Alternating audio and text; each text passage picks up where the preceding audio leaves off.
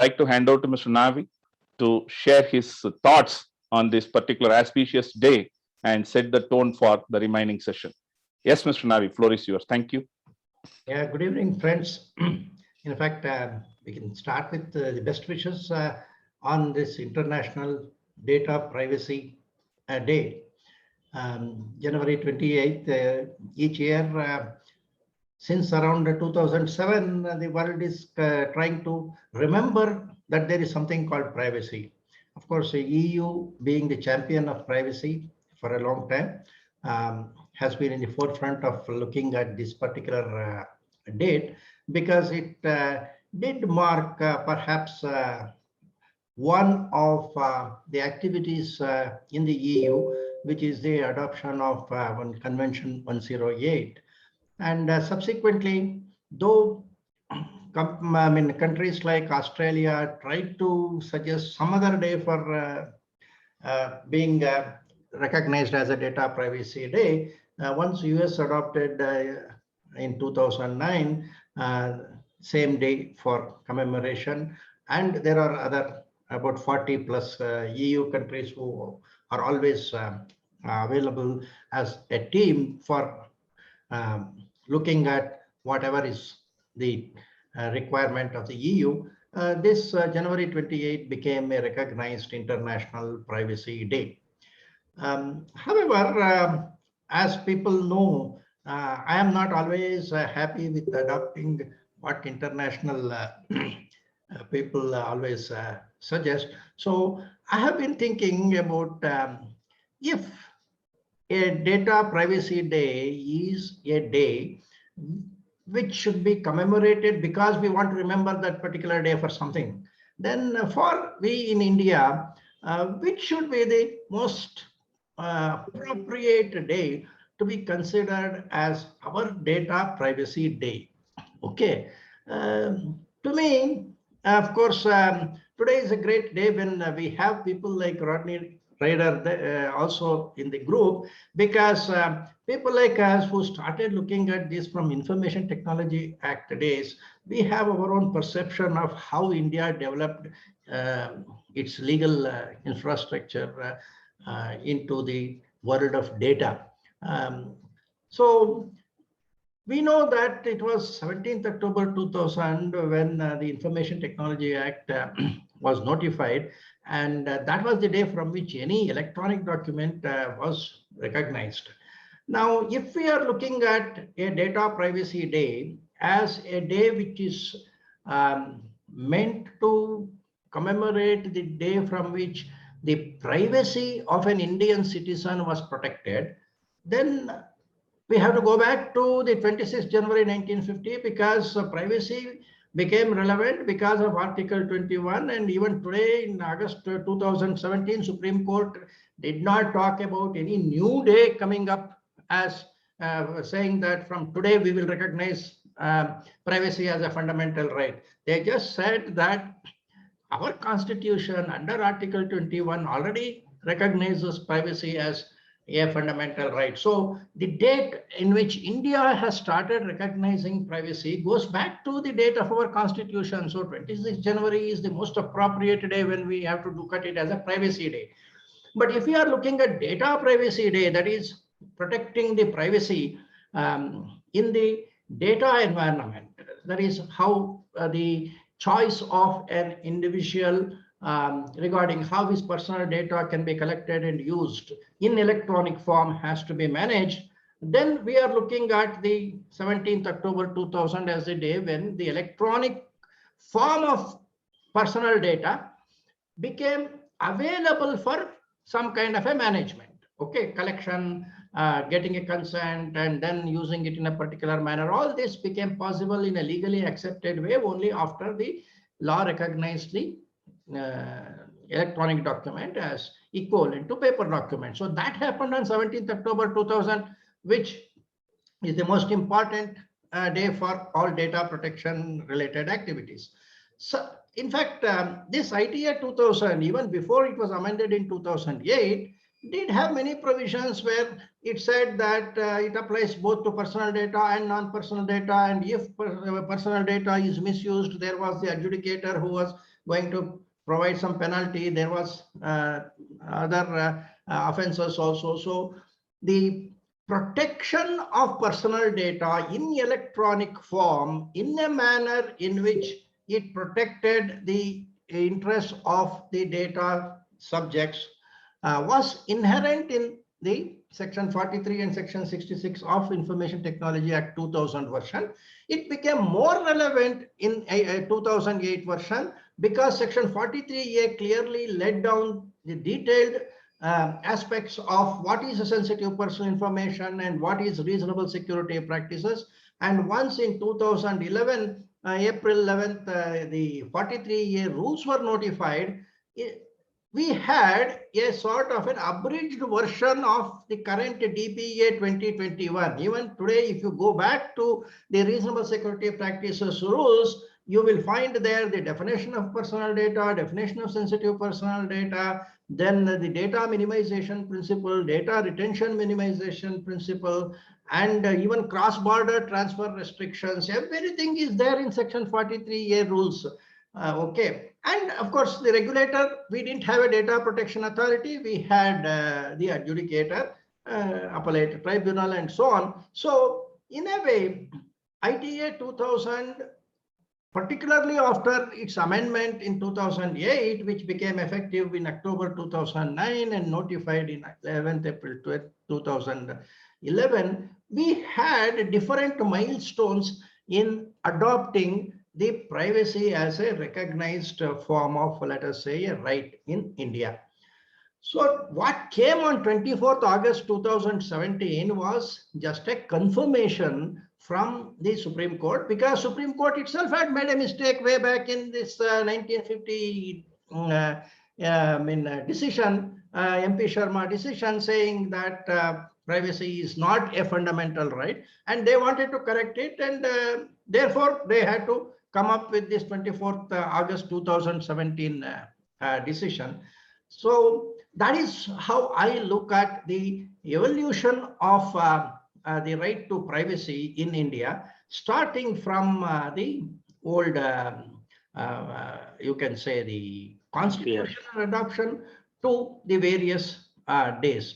So if at all sometime in future we have the option of re-looking at what should be the date we should take, I think we should start our celebration of Data Privacy Day from the 26th itself, and start with Indian Data Privacy Day, and then perhaps also celebrate the 28th International Privacy Day. So maybe this is something which we should look at in future.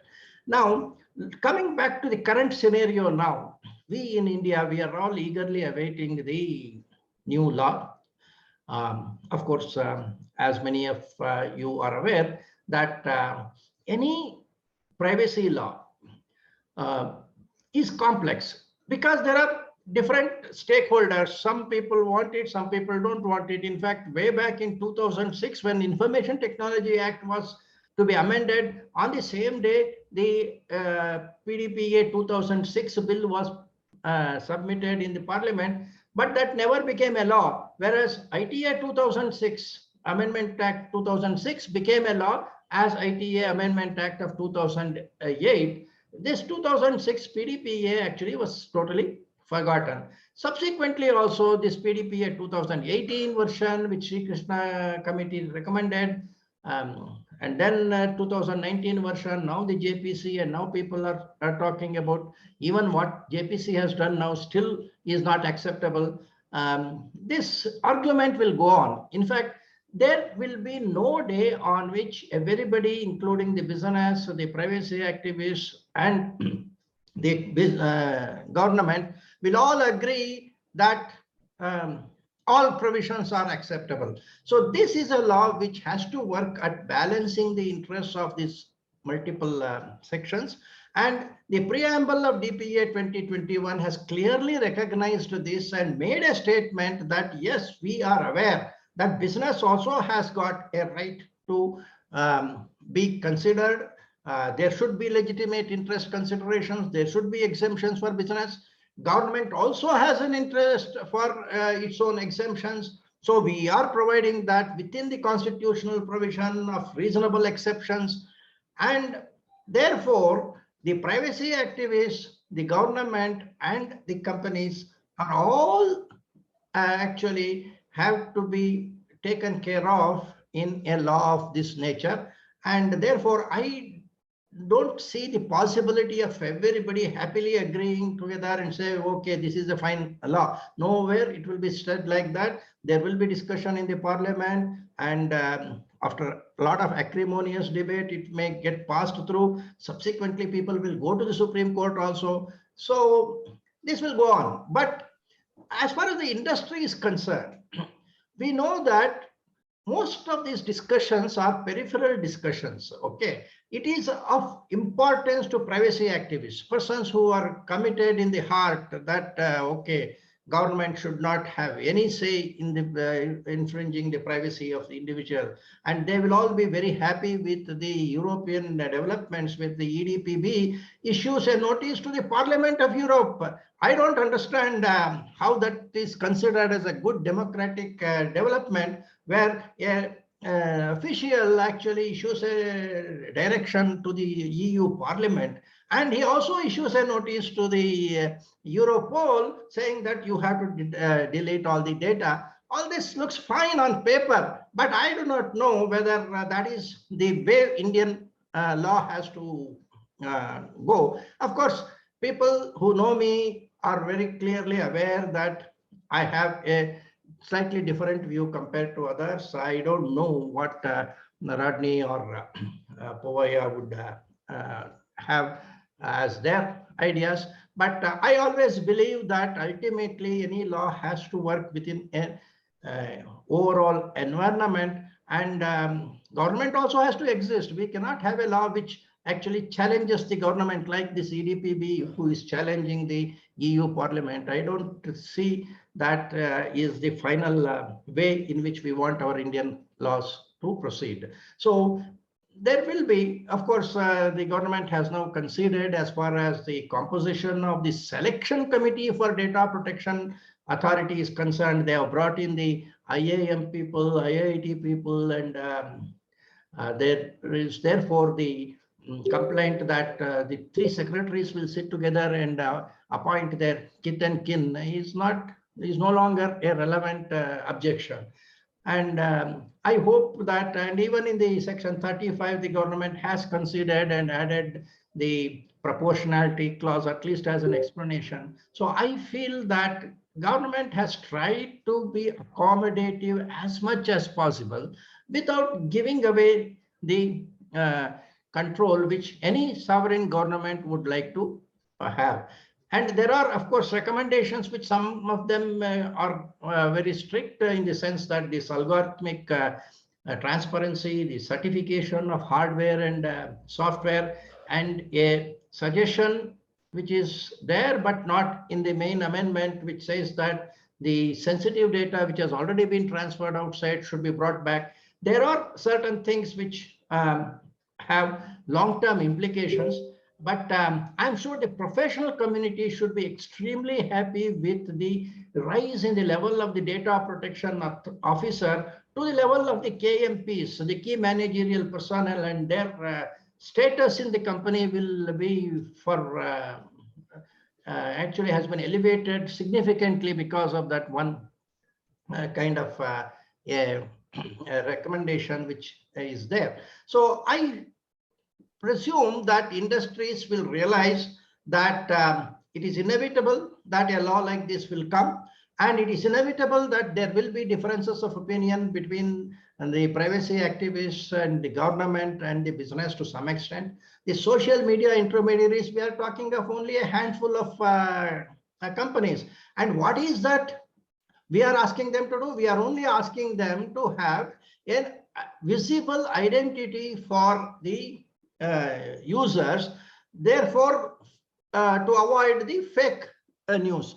Beyond this, I don't see that the argument of whether it is Google or anybody else is really irrelevant. They are publishers. They have accepted their role as publishers. They want to do censoring of the information, and the Information Technology Act has clearly laid out that somebody is an intermediary, somebody is not an intermediary, and whether this DPA 2021 says or does not say, these current Twitters and Facebook, they are all publishers only because they actually manipulate the information either for a good purpose or a bad purpose. That is different, but they have the control to actually decide what information is to be published. So therefore, even the objections of the social media platforms, I do not see has got any great substance.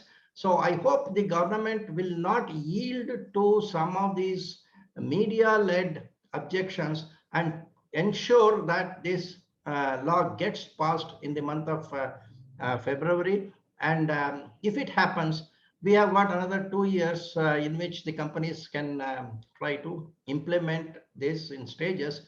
And that is a reasonably good time for them. And people like us in FDPPI, and there will be many more such organizations, we will always be there to help the companies to understand.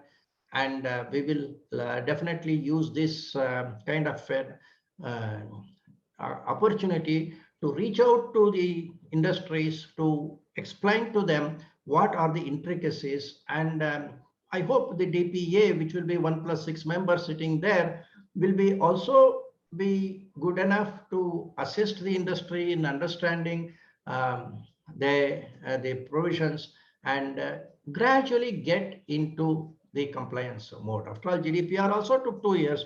So here, after GDPR, when every one of us know everything about the global approach to privacy, if we are having 2 more years, I don't think there's more time required. We cannot eternally say that we need 100 years to understand what is the privacy. It is not acceptable. So I hope the government actually gets the courage to approve the bill in the present form, and there will be, of course, occasions in which more modifications can be brought in, both through notifications and maybe further amendments. After all, CCPA has been amended within 1 year. So DPA 2021, which may be 2022 by the time it is passed, if there is a need for amendment in 2023, we should do that. And there is nothing wrong in making some course corrections by that time. So that is what I am expecting. I hope all of us will be able to enjoy the year 2022 with an act which has already been passed, so that all our efforts will become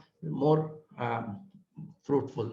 So with this brief introduction, I now request Meena Lal and Dr. Limie to take over and let us hear more from the real stalwarts like Rodney and others who are here. We should give them as much time as possible to share their thoughts. Thank you, friends. Thank you, Navi sir. It was always a treat to hear Navi sir, and we always respect your views. Now, coming to our Data Privacy Day celebration by FDPPI, we will commence our first session, that is data privacy and its legal perspective. So friends, let me introduce first our moderator, that is our own Ms. Meena Lal ma'am. I will briefly introduce her because if I read her introduction, it will run over the time of panelists. That is immense achievements by Lal ma'am. So I will just briefly introduce her and hand over the next session to Meena Lal ma'am. She is gold medalist in LLB from Jabalpur University and postgraduate diploma in cyber law and cyber forensics. She started her career as practicing advocate in High Court of Madhya Pradesh at its principal bench in Jabalpur. She joined Tata Steels in 1990 as in-house counsel and currently heading the legal functions of Tata Steel since 2008 as its chief legal officer. Lal ma'am has dealt with litigation in diverse fields of law and is experienced in the field of contracts, of several kinds and dispute resolution. She is director on board of multiple companies of Tata Steel Group. She has contributed into volume 8 of a book series written by Mr. Samraditya Pal titled Constitution of India, Its Origin and Evolution. And she has been recognized as BW Legal as one of the top 100 general counsels of India for year 2021. So I think with this brief introduction, I will hand over the proceedings of this session, which has eminent personalities like Senior Counsel Shri Sajjan Poovayya ji and my good friend Mr. Advocate Rodney Ryder. So welcome all the panelists, and now Minalal ma'am will conduct the proceedings. Thank you. Thank you, Dr. Limay. Very warm good evening to the audience. Data Privacy Day, as Mr. Navi explained, happens every January 28th, although we might say that we would wish to make it January 26th.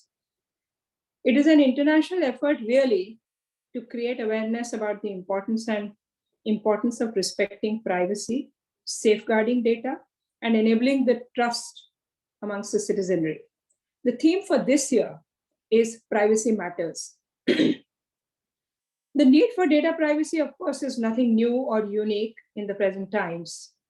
Our personal information may have been at risk for several decades. Personal data has been collected, manipulated, and used illegally or even commoditized. However, digital technologies have made the collection of personal data much easier.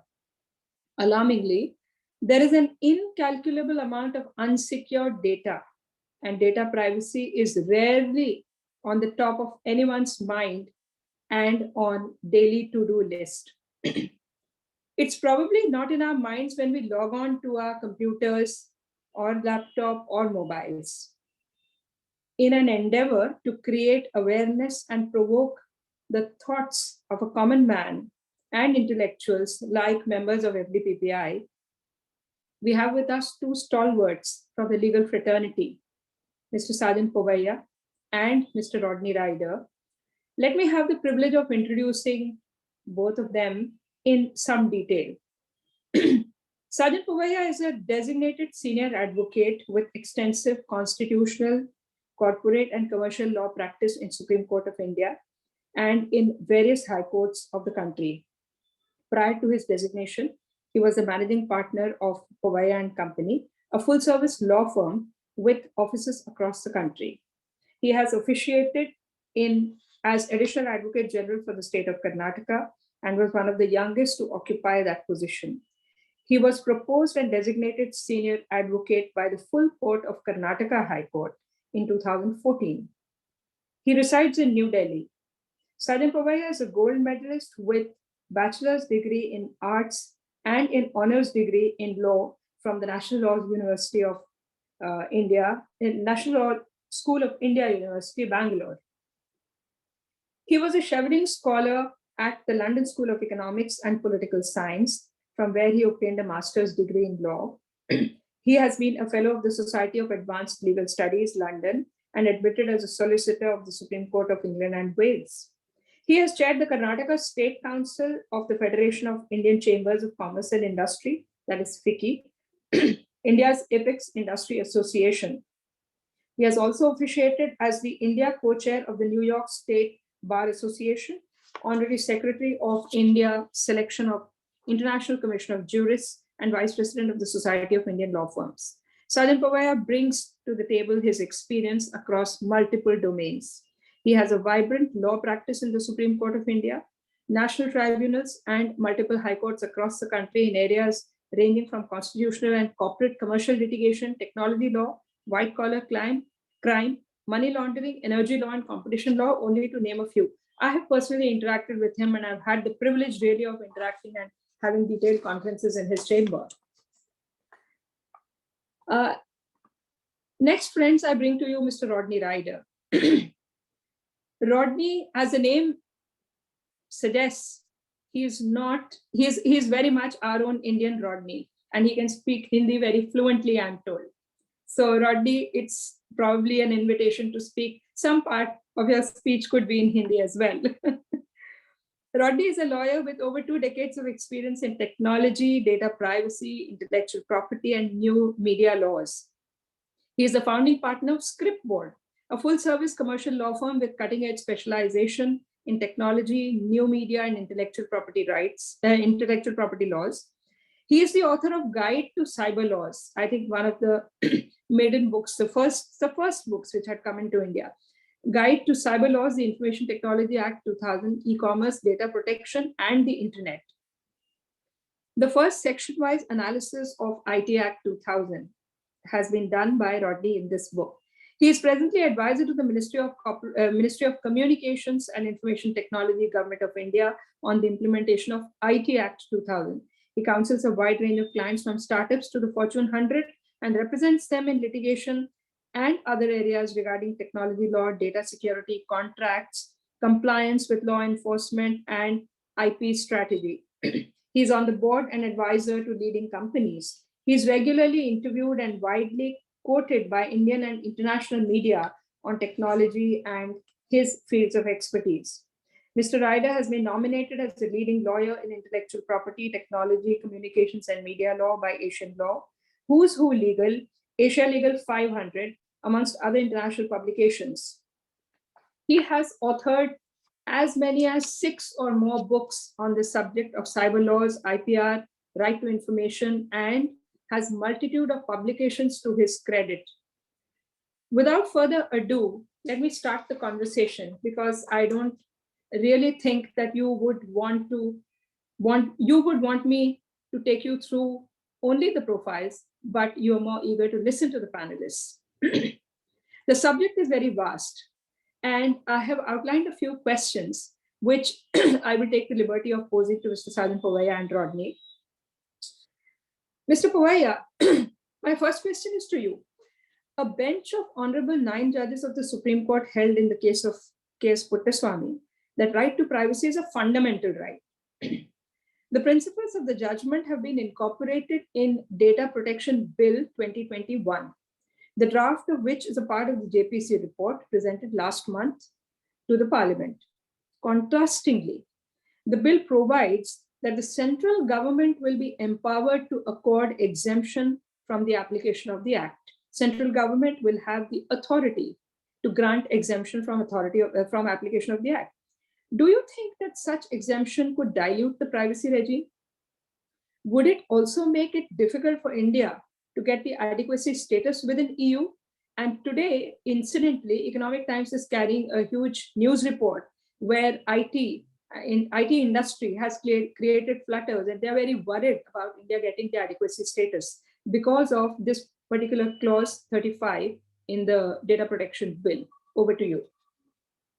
Thank you, Ms. Lal. Thank you for those lovely words of introduction. Everything you said about Rodney Ryder is true, and therefore reciprocally, everything that you said about me is false, because there's half truth in everything. I must, of course, before I start, indicate that the interaction that we had in multiple matters that we work together has been a privilege more for me to interact with you than the other way around. So thank you. Let me straight away jump into the question. I had the benefit of being one of the many counsel who argued this Puttaswamy matter before the 9-judge bench. Now, the genesis of that litigation was from 2012, when a bunch of us really challenged this whole genesis of how Aadhaar and collection of data can even happen without a law by virtue of an executive action. And therefore, the entire litigation was structured in a manner that we wanted to truncate executive action. We wanted to distance the executive from the handling of civilian data and have some sort of a legislative framework with checks and balances inherent in the legislation. But unfortunately, we are in 2022 today, and that's a 10-year journey. I've lost a lot of my hair. I'm more salt and less pepper now in terms of gray hairs. But I must confess that the entirety of the edifice that Puttaswamy judgment brought to bear, and more so if you look at the opinions of Charameshwar, Nariman, Kaul, and Chandrachud, the 4 justices who actually wrote very detailed opinions on it. The entire genesis is what? Number one, that privacy will be predicated really not on secrecy, but privacy will be predicated on dignity. And therefore, it is the individual, the autonomy of the individual, which will become paramount, number one. Number two, when it came to horizontal application of privacy laws and not really vis-a-vis state and citizen in terms of vertical application, Justice Call really had a brilliant rendition in terms of how there must be a legislative matrix that will rein in not just the executive, but also rein in the large so-called private players. Of course, we find the multinational social media companies to be low-hanging fruits, but any organization which is large will fit the bill. But kindly see what the legislation has attempted to do. The legislation has attempted to do quite to the contrary.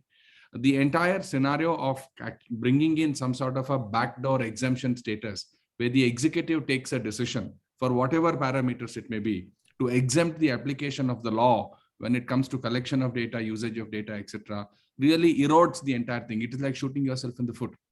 You asked me a question, would it be a problem for India to actually get adequacy status with EU? Obviously, yes. But that is not the big problem for us.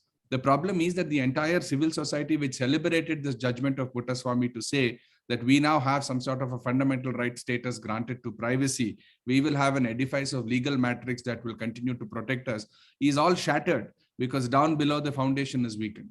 If you ask me, do I really have anything good to say about the bill that has been presented? Yes, the bill has fantastic elements to it, but the entirety of that can be eroded by virtue of this exemption provision. Lastly, before I walk away from the question, such exemption provisions were also called to test in the Aadhaar judgment in Puttaswamy too. And the Supreme Court really came down very heavily in terms of the executive retaining control within it for obvious reasons, for it to actually give exemptions from the act. And that's not something that ought to be done. I really hope that when the bill is actually tabled, there will be some parliamentarians at least who will raise that issue. And let's not forget about it.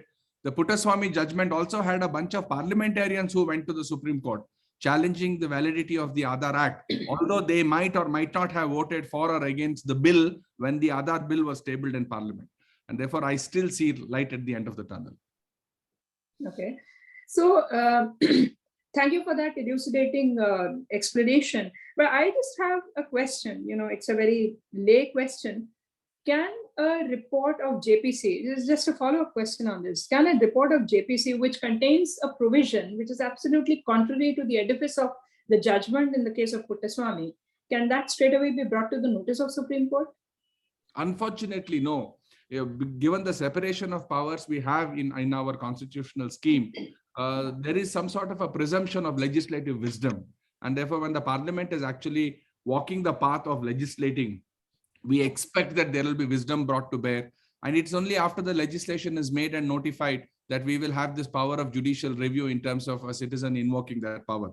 See, we should always bear in mind, I was hearing Mr. Vijay Shankar. Mr. Vijay Shankar, of course, I must confess, although he is a dear friend, he's on the other end of the spectrum. I don't really, like Mr. Vijay Shankar said, I don't think that the situation is that bad that there is some sort of a hegemony with larger companies and the state, so to speak, in terms of precipitating situations pertaining to privacy. But the tempering of legitimate state interest is very important. Nobody says that legitimate state interest should not prevail when it comes to processing of data, collection of data, etc. All that we are saying is that there must be a legislative paradigm, which is a certain paradigm that is put in place, a legislative paradigm that passes constitutional muster, a legislative paradigm that is non-arbitrary, that should be in place, even for the state to act. The state must as much be governed by that law as the citizen will be. Yeah. Okay. Thank you. Rodney, my next question is for you. Rodney, of course, I've heard you are a brilliant speaker and you'd come to Tata Steel a few years ago, I must say, I think more than 1.5 decades ago, and I'd heard you then. So it's indeed a privilege to be connecting back with you. Thank you.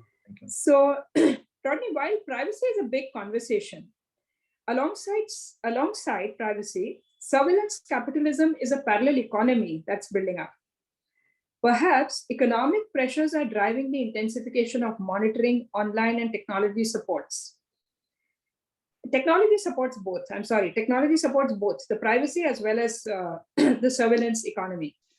We also saw the apex court frowning upon the central government for the use of Pegasus spyware to surveil journalists, political opponents, and activists. And they've constituted a committee under Justice Ravindran now for that. Where is all this leading to? Is a mature balance ever foreseeable to provide comfort to a common man? Thank you, ma'am. Thank you so much. Of course, it's an absolute honor to be here and to listen to everyone. We heard wisdom from, Naviji, from Sajjan, but to bring a touch of, pragmatism, a little bit of gloom also. Surveillance has become so tempting, and it's not just surveillance in the collection of data. It's more to do with the analysis and what can be done with that data. While it is true that immense volumes of data are being generated and storage is easy, but also what the kind of tools we have to analyze data are too exciting to ignore. And I'll just step away from the surveillance economy because a lot has been said around that. And I'll just give you a perspective from literature. In fact, two. One is a book that analyzes the use of words by famous authors.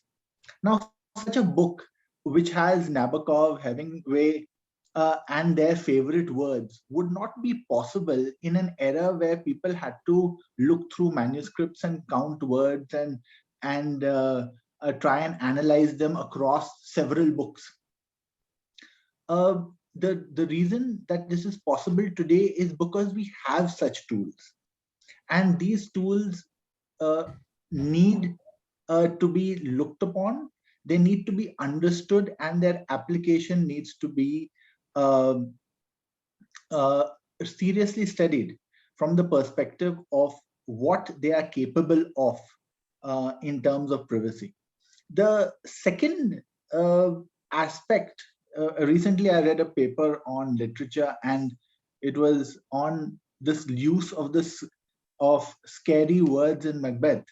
And one of the most scariest words in Macbeth, which is repeated again and again, which does not find its mention so much in such periodicity in any of Shakespeare's work, is the simple word "the." And these kind of studies are so tempting to do with the kind of tools we have.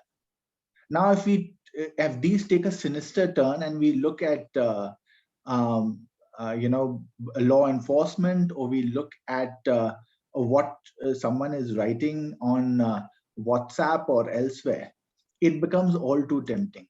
And it will be very interesting to see what the honorable judges have to say. But in terms of what can be done, the scary thought is that sometimes we don't know what kind of data is being collected and what and how metadata is being analyzed. And this is an important fulcrum and pivot for us to look at in terms of implementation of any law. Okay.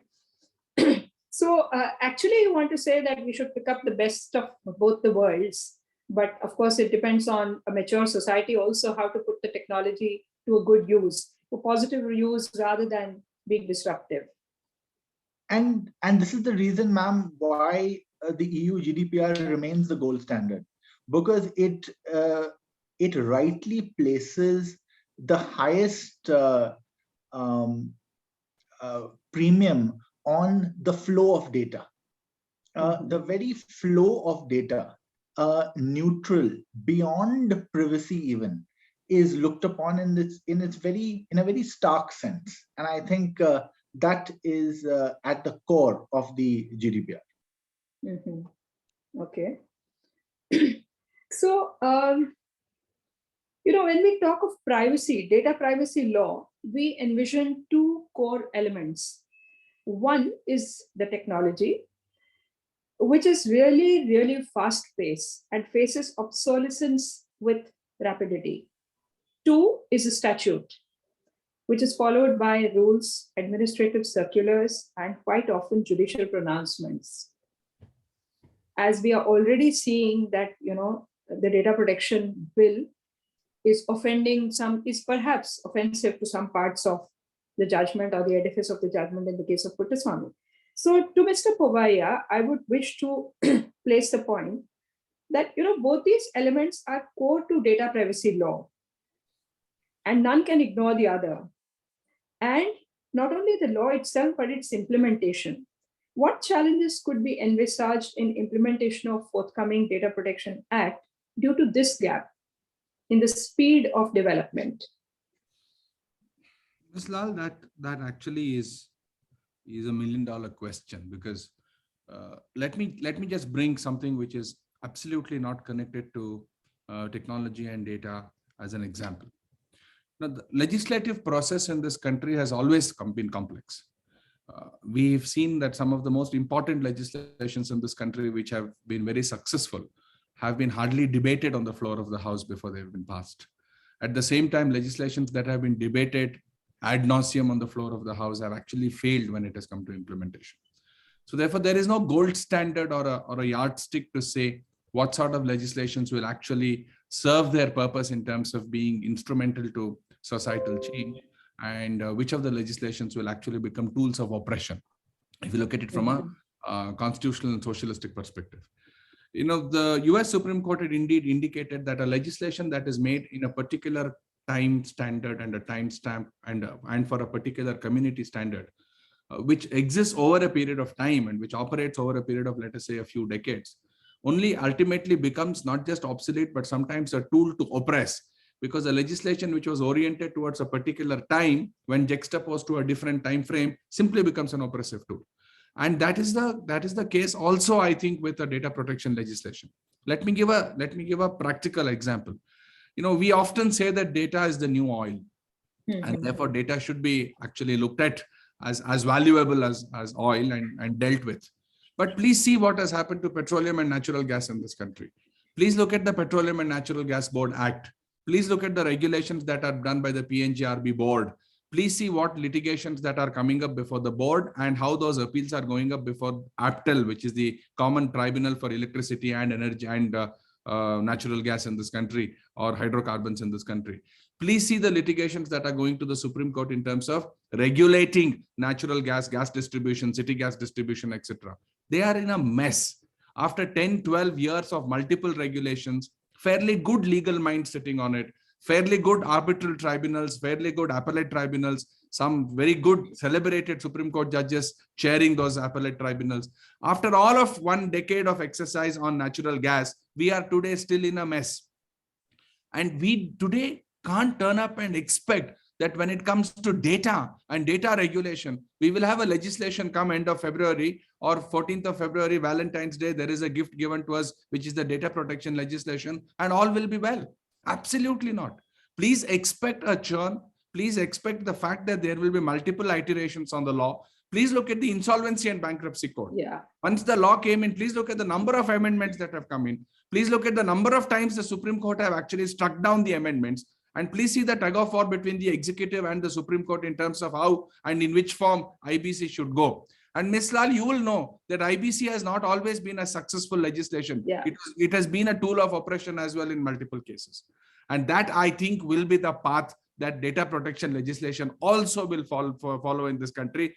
I don't want to be the negative person on this platform, but I don't see light at the end of the tunnel end of February. I see at least a decade of churn before we have some sort of a crystallized, mature legal framework to govern data in our country. Yes, as Rodney rightly said, we have a benchmark, which is GDPR. We really hope that our bureaucrats and lawmakers learn their lessons from what and how GDPR has panned itself. It is wise to learn from others' experience than from your own. Yeah, very well said. And in fact, these are some of the thoughts that I also keep echoing. In India, unfortunately, you see, as far as data is concerned, we are talking on the subject of data, and there is so much of conversation on audit of the data, how much, data minimization, or how do you carry out audits, etc., to keep pace with compliance. or the minimum that can be done. But as far as the legislative system is concerned, unfortunately, I don't see a systemic audit being done on any legislation for the purpose of, evaluating its relevance or obsolescence. So that's the reason the churn is longer, perhaps. I don't know if any other country in the world has it, but surely India does not. So that's interesting. So Rodney, interestingly, I found on 17th January, very, very recent, the press carried a news that Google CEO personally approved an illegal ad for illegal ad deal with Facebook, and a civil suit is pending in the US district courts. Applying to India context, do you recommend any amendments to Indian Contract Act once the data protection law is enacted? Because I know you've authored books on commercial law contracts as well, and you do a lot of commercial work. So would you envisage any amendment to Indian Contract Act? I really don't think so, because contract law, at least in relation to this particular incident, is fairly robust. What contract law cannot do is it cannot prevent naughty contracts from taking place, or from people hatching private deals on the site. Where it relates to, and if it relates to, the unauthorized sharing of customer data relating to data subjects, which is sensitive, then broadly, I think that a data protection law in itself would have a problem with this. It would fall foul of all user agreements and promises.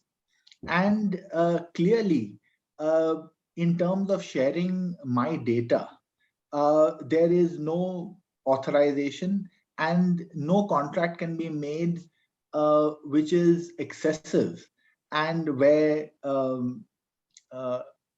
clear illegal gain seems to be made out. So I don't think there's as much a case for the amendment of contract law, as much as it is, of course, to look into such naughty contracts and to make sure that there is adequate reporting and transparency.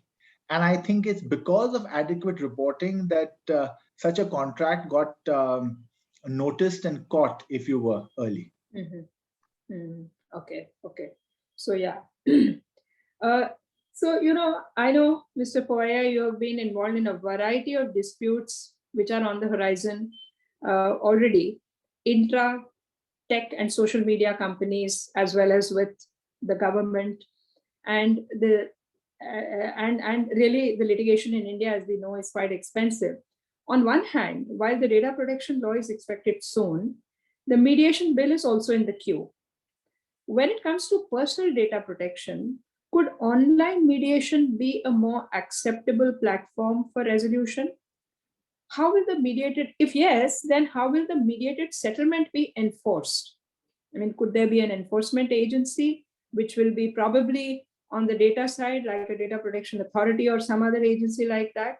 How do we, take this, a combination of mediation bill and data protection law?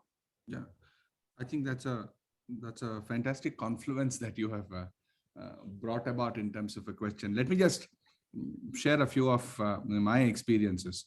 You are right, Ms. Lal, and in fact, this is a question I let him to answer, and I would really like Rodney to have his thought, because Rodney is truly, true to his name. Rodney Ryder has really, been the rider. He has ridden the technology wave like no one else in this country. Therefore, but let me come from a litigation perspective. Yeah. Over the last decade, and I don't even, if you look at it from a perspective of the last 2 decades, it is even more startling. But let's forget 2 decades. 2 decades is too long a time for technology. If you just look at over the last decade, the exaggerated numbers in terms of technology litigation in this country stems predominantly from one aspect. That stems from a wrong understanding of intermediary liability in this country. It is such a simple concept to understand, but I have realized that the more people read, the less they understand about this whole issue of intermediary liability. A good part of our country still believes that intermediaries are responsible for where the internet is going. Intermediaries are responsible for false propagation of news, that intermediaries are responsible for the law and order situations in this country, and that intermediaries have a particular agenda, whether it is left, right, or center in terms of political or social agenda. Intermediaries have only one agenda, that is economic agenda. They are here to make money, and therefore they will use technology to the best to make money. And it is today at least important for an intermediary to be independent to make money. There are very few intermediaries who have actually walked a particular path and had a particular agenda and have indeed become successful and made money. Therefore, technology litigation in this country, a whole host of it is on intermediary liability. But if you juxtapose that to, will we have more litigations when it comes to data protection on one side and technological developments on the other? I think that is obvious. The one Information Technology Act and the one Section 79 in the Information Technology Act has opened a floodgate of litigation. Today, we have litigations not just between individuals pertaining to internet and social media intermediaries, but as you rightly said, intra-intermediaries as well, and more so now between the state and intermediaries. Yeah. We have had cases where a state police of one northern state will want to pick up the senior officer of an intermediary sitting in a southern state, and yes, therefore warrants are issued to pick them up, not because of anything else, because that the popular government in a particular state believes that a particular intermediary is not towing the path of a particular agenda. And they believe that agenda is actually nationalist, but the intermediary believes that that agenda is contrary to law. Now, who's going to bridge that gap? Now, in that light, throw into this mix of state control, political agenda, and intermediaries who are today powerful. There was a time 20 years ago, intermediaries would actually be on their knees and comply. Today, intermediaries have the power to turn up and say, no, we will not comply because we believe this is contrary to the law. Now, when you have two behemoths fighting, you are adding fuel to fire, and that fuel is the new data protection legislation which is coming in. And consequently, this whole host of how will you control data? How are you processing it? Where is my right to be forgotten? Just juxtapose the right to be forgotten, which today our courts in this country recognize, to the data protection legislation which you are actually bringing about. What about the right to be forgotten when it comes to public data that is being controlled, collected, collated, and possibly processed by the police department from public CCTV cameras? Do I have a right to be forgotten to say that I do not want my car and the pictures that you have taken at a particular intersection where I have skipped the signal once I have paid my fine? Once I have paid my fine, the law has actually worked itself through. I am today a person who should not be held responsible. I do not have guilt. I do not have a legal mandate on me. Therefore, delete that data. What happens to that litigation? Now, in that process, if you ask me, will mediation help? Unfortunately, Ms. Lal, I don't want to be the negative person again in today's platform, but I don't think mediation will help at all. Because for mediation, there must be two willing parties who will come to the table to negotiate. Right. The state and the subject, when it comes to data protection, will be on warring sides in this country until two things happen. Until even the citizenry matures to a particular level of denoting that they should not trade their data as easily as they are doing today. And the government also matures to a scenario where surveillance is not the only method by which it can exercise power. There are more methods than that, better methods than that for exercise of power. So until that maturity happens, I believe litigations will continue. For litigating lawyers like me, of course, it is good news, but from a governance perspective, it is certainly bad news. Yeah, that's why the question was to you. Okay, I think there is a question from one of the members in the audience. How can the data privacy law balance national security and freedom of the individual? Is one of the questions which has come in. Rodney, you want to take it?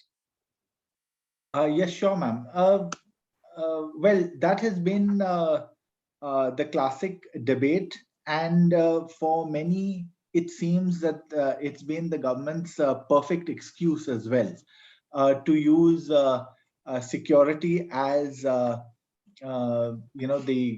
reason that everyone now is a suspect. And this, I feel, tying up with Sajjan's earlier remarks, this is going to be a theme, which is going to be a perennial theme. Thanks to urban guerrilla warfare conducted by terrorist groups across the world, we are all potential suspects.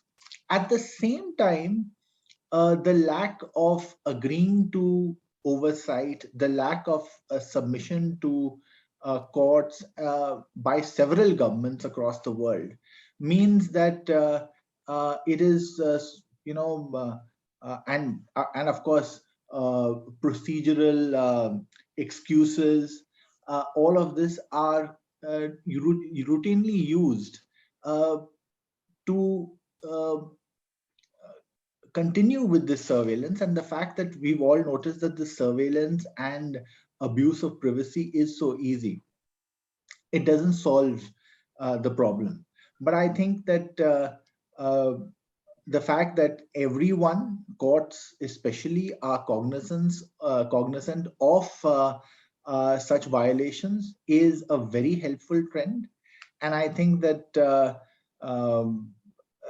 judgments, successive judgments, awareness will help. And I think that as far as surveillance by the state is concerned, this will continue, but it will have to be temperate and moderated. Okay. Yeah. Can I just jump on it just to take Sure. it? And I fully agree with Rodney on it. When he was saying this, in fact, Rodney should have been on the Supreme Court. I was reminded of what the judges of the Supreme Court said in Puttaswamy. In para 311 of Puttaswamy's judgment, this very issue was actually elucidated. We should not forget one aspect, that digital platforms and information technology are actually vital tools for good governance. Today, if you look at governing a large polity like ours, 1.3 or 1.4 billion people, I don't think good governance can come into this country and become the norm without digital technology and information technology being brought to bear. Therefore, if you then say that digital platforms are actually inherent and very good for governance in this country, they are vital tools for ensuring governance. They are actually very, very necessary to ensure that the benefits actually go to the right person and to the last mile. That limited resources that we have are actually distributed in a fair manner to the last person.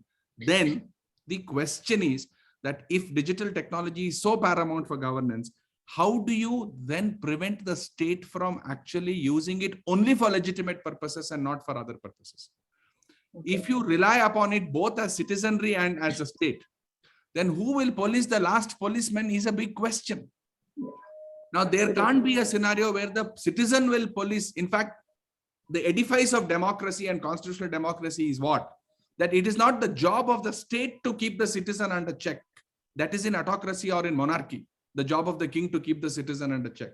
But in a democracy, it is not the job of a state to keep the citizen under check, but it is the job of a citizen to keep the state under check. Now, in that inverse relationship, unfortunately, when you bring in technology and digital platforms, our citizenry is least empowered to actually keep the government in check. Therefore, a legislation is not going to make the difference. The difference is that the larger digital platforms which are developed and nurtured in the country should actually bring in an element of transparency, which will orient every citizen to take that call before he or she will trade his information or trade his data. It is that paradigm which can bring in a check on the governance. And that paradigm is not going to happen overnight. So let's be clear, both in terms of law and in terms of technology, we are possibly in a churn for the next decade or decade and a half before we can actually see good or clear light at the end of the tunnel. Absolutely. And that's where I think, because of the handicap that Indian citizenry has, not only on the use of technology, but also on the awareness of the subject itself. There is really, considering the fact that one of the questions which has come in on the chat box is very relevant on the point that you mentioned. By considering the illiteracy and ignorance of our citizens, even if the bill becomes law, how can we ensure that the law is being implemented and sustained in spirit? because unless the affected citizenry makes a formal complaint, nothing will move. But it's not about a question of making the complaint. It's first about, as from what you said, Mr. Poovayya, it's first about understanding the rights and keeping the systems in check. That is the most relevant aspect. And therefore, having a technology and translating the requirements, whatever are prescribed in the technology, into various languages, local languages, etc., to the extent that I can, as a tribal, also understand things. I mean, it's a big challenge. And as you rightly said, it's going to be a big churn of a longer time. May I take 30 seconds on that, ma'am? Sure, please. Although I'm a capitalist as a lawyer, I'm a absolute hardcore socialist at heart. We have a problem. The inherent bias that we have, all of us in this panel and all of us who I think are participating, we are on this side of the digital divide. We are participating in this conference through whatever tools that we have, sitting in the comforts of our homes in various parts of the country. And therefore, we still have this inherent bias in us, saying that what will happen to that uneducated person? How will they actually control and protect their data? The problem is not the uneducated person in this country. The problem is you and me. When we have a gated community and we want to man that gate and make sure that only people who are authorized will get into our colony, we simply outsource that gated community gates to my gate.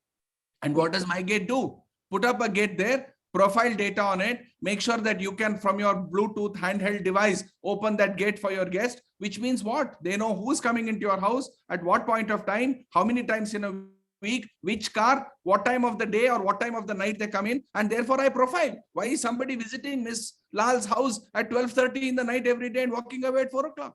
Now, who gives that data? It is Sajjan Poovayya and Miss Lal who give that data. It is not that, person who's sitting in some corner of Saurashtra or in some village in Coorg who does not know how to read and write, giving away the data. He's safe. He's not even in the digital economy today. So therefore, let's be clear. We believe that as a citizenry, we are empowered. Answer is we are not. We believe as a citizenry, we actually know our rights. Answer is we don't. So until we actually realize what our rights are, a paradigm in terms of controlling the state is a far cry. Let's not even, even debating about it possibly is a hypocrisy today. Yeah, absolutely. It's quite premature. So Rodney, the last question that I have in my bucket list is, what are the ways to create balance between data privacy and intellectual property rights? Right. That's of course extremely interesting, because there is a clear degree of overlap. There are exciting ways that intellectual property can clearly benefit organizations, communities at large. And I think that one of the core themes in intellectual property, which is in sync, I think, with data privacy, is the concept of intellectual privacy. The concept of the creator having some time of her or his own to create, to perfect her or his art. And I think that I think everyone across the board would identify with. We can't write a essay or a poem with someone hovering about, looking over our shoulder. So I think that one of the themes is that how important privacy and data protection is for intellectual property itself. How, of course, the greed to monopolize, to own, becomes something which is at odds with a person's individual rights and autonomy and all of that. And we are going to see this again to be one of the interesting themes which is going to play out in the years. There is a lot of gray area, and if I may say so, opportunity in between, because there's loads of data which is not a personal data or proprietary data, which can be used quite effectively for the benefit. I think it's incumbent on everyone to focus on these areas and to see how these can well be monetized for organizational good as well as for communities. Mhm. Okay, that's interesting. Mr. Sajjan Poovayya mentioned briefly about right to be forgotten. How are we really aware of, are we focusing on right to be forgotten? So sometimes I wonder, whenever we have spoken about, in India, there has been a conversation on right to privacy, or the Supreme Court in its judgments, various judgments now, has elucidated the various principles of privacy and finally traced it to Article 21. It has actually mentioned about right to be forgotten as well. It has quoted a lot of authors, Warren Brandeis, for example, who wrote about right to be forgotten right in the beginning. I mean, in 1890, they wrote an article which is, still relevant, and Supreme Court quoted from that article. But I really wonder, when right to privacy is being talked about as an inherent right, which is very core to human existence and therefore a fundamental right, is right to be forgotten also equally a right which is a fundamental right? Rodney, you want to take it? I think I'll in typical lawyer style try to dodge the direct question and say that while this is an issue of control, and all of us and social media has demonstrated that aptly. It's not that we want to be intensely private. Of course, some of us may well want to be intensely private and be all by ourselves in the Himalayas or somewhere else. But a lot of us want, what is the core human need? To be in control of what we share, as opposed to be in control of something that somebody collects and is using to their own benefit and raking millions of dollars in. That's point number one. As far as right, and I think the right to be forgotten is at the heart of it, because it's all about control. And I always, whenever I think about right to be forgotten, I think of Franz Kafka and his appeal on his deathbed to his best friend. After all, who can you trust if not your best friend? And at the age of about 41 or so, when Kafka is dying in the hospital, he tells Max Brody, he says, Max, go back to my room. Under my bed, there's a box full of books and papers. Destroy it.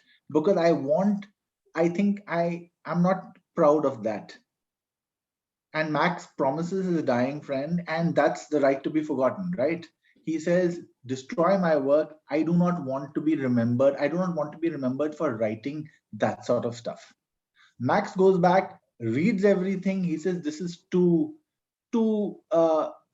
stunning to be left or destroyed. He arranges for everything to be published. And of course, there's litigation over it. Franz Kafka's relatives, everything, there immense folklore over it. But basic point that novels like The Trial or The Castle or even Metamorphosis, the short story, would not have come to light had this right to be forgotten been implemented. Which brings us to the fundamental question: what if I want to exercise the right to be forgotten, and others don't want to forget me? After all, I want that memory to be selective. I want Sajjan to remember the jokes we cracked at the airport, but not some other stuff which might be embarrassing. I want you to remember, of course, my wonderful Hindi, but I might not want you to, any questions on my Tamil or Kannada or anything else. So it's always selective, isn't it? Yeah, absolutely. If I can just jump into it, Robert. Yes, please. For me, this entire structure, there is an architecture to it, and the architecture builds from this fact. What is the foundation? In Puttaswamy, Supreme Court says the foundation for this right to privacy is dignity and personal autonomy of a human being. The minute you predicate the right to privacy as a fundamental right on dignity, it is an automatic scenario as a sequitur that right to be forgotten also should be a fundamental right, predicated on that very dignity, as Rodney's example says of Kafka. Yeah. Number one. Number two, whilst we have received and we have worked hard as a nation to get political self-determination, be an independent nation, actually be a force to reckon with in the world today, we have unfortunately not come to that stage of right to informational side self-determination. We still do not have a self-determination right when it comes to our information, our data, how much of what we want should be in public domain and how much of what we don't want should be removed from the public domain. Today, when it comes to our personal data, we still predicate the right to privacy on secrecy, that we have kept it in a box, we have kept it to ourselves, therefore we have a right to protect it. An injunction suit is filed saying this information is confidential to me, don't publish it. Why? Because my fundamental right will be affected of right to privacy. But that is predicating that right on secrecy. That is not predicating that right on dignity to say, no, my information is in the world. Everybody walking on Mathura Road knows it, but I want to extract it out of society and make sure that that is forgotten. That is the right to informational self-determination that we should reach. We are still in the Quit India movement of data. We have not reached independence, so there's much to go. Yeah, that's brilliant. Okay, so the clock does its own job as we are discussing, and this is a very, very engaging subject on which we could go on, and the discussions can be extremely, extremely engaging. You know, in his book, What Next in Law, Lord Alfred Denning has said, and I quote, "The right to privacy in any event will necessarily have to go through a process of case-by-case development." As Mr. Sajjan Poovayya illustrated, as Rodney, you also mentioned, there is bound to be a churn that the subject, after the law comes into existence, we see the enactment. After that, the subject will go through a churn, be it technology or be it the legal aspects. We shall have to await such stage. In the meantime, let us take the opportunity of discussing the subject, understanding the subject in its depth, and FDPPI provides such opportunity to people who are interested. And that's how we all have gathered today to hear to both of you.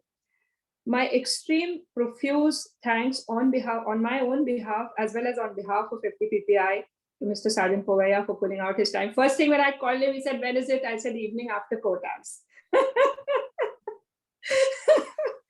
Rodney, of course, was connected by Dr. Nimai. So thank you so much, both of you. And, you know, when we were talking about when the session will take place, I was sure that Mr. Sajjan Poovayya will have time because it's a Friday evening. So, you know, we can request him and take the liberty of, you know, saying that, okay, please pull out some time for us. And that's what both of you have done. I'm extremely thankful to both of you for pulling out your time from your busy schedules. I know it's a relaxing Friday, but thank you very much. And this conversation has been extremely, extremely enriching, eye-opener in many many aspects. And therefore, it will stay on for a long time in the minds of the audience who's heard you. My thanks to the organizers of this program, and also for having given me the opportunity to interact with both of you and reconnect with you, Rodney. Of course, I keep connecting with Mr. Sajjan Poovayya once in a while, but with you, I've reconnected. So my thanks to the organizers as well for giving me this opportunity. Thank you very much. Good night from my end, and have a great evening. Thank you. Thank you so much, ma'am. Thank you. Thank you. Thank you. Now it's time to move for some technical session. And for a technical session, I'll invite our moderator, our own Mr. Anil Chipulunkar. But prior to inviting Anil Chipulunkar, I will like to introduce him. Mr. Anil Chipulunkar has 35 plus years of experience in information systems and has been working in this space for last 20 plus years. He has successfully managed and delivered consulting projects for implementing ISMS, business continuity management systems, cyber fraud management, information security governance, and compliance reviews. data privacy assessment and implementation for several clients. He was involved in formulating security strategies, government frameworks, policies and procedures, information security audits, and IS risk assessment, as well as improved information security architecture covering information technology, physical and environmental security, logical access controls, security in information system development process, etc. He has worked across Asia Pacific, Middle East countries, including India, Nepal, Sri Lanka, Hong Kong, to name a few. So, Mr. Anil brings rich IT experience with him. He will be moderating today's second panel discussion, that is data privacy and technical perspective of it. I will now hand over the session to Mr. Anil Chipunkar. Welcome, sir. Thank you, Dr. Mahendraji. That's a wonderful introduction. And now it's a kind of burden to me and my fellow panelists to really keep pace with whatever the interesting and very insightful discussion we had in the previous session. And as you pointed out, that was more on the legal perspective, and we had the legal stalwarts really dissecting the entire proposed PA from various legal perspective. Now here we are trying to look at some of the technological insights. Maybe we'll discuss about few tools, technological challenges, governance part, the new buzzwords which are there in the industry, typically the artificial intelligence, machine learning, IoTs, and all those kind of things. So we'll try to touch upon these things from a perspective of personal data protection. So typically what we call as PII, or personal health information, that is PHI. Now to do this, to dwell into this subject, we have got our esteemed panelist here. Let me introduce first Dr. Monica. Now she is a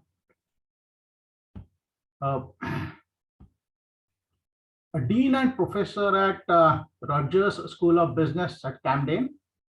She is graduated from Sri Ram College of Commerce and she has got BCom honors.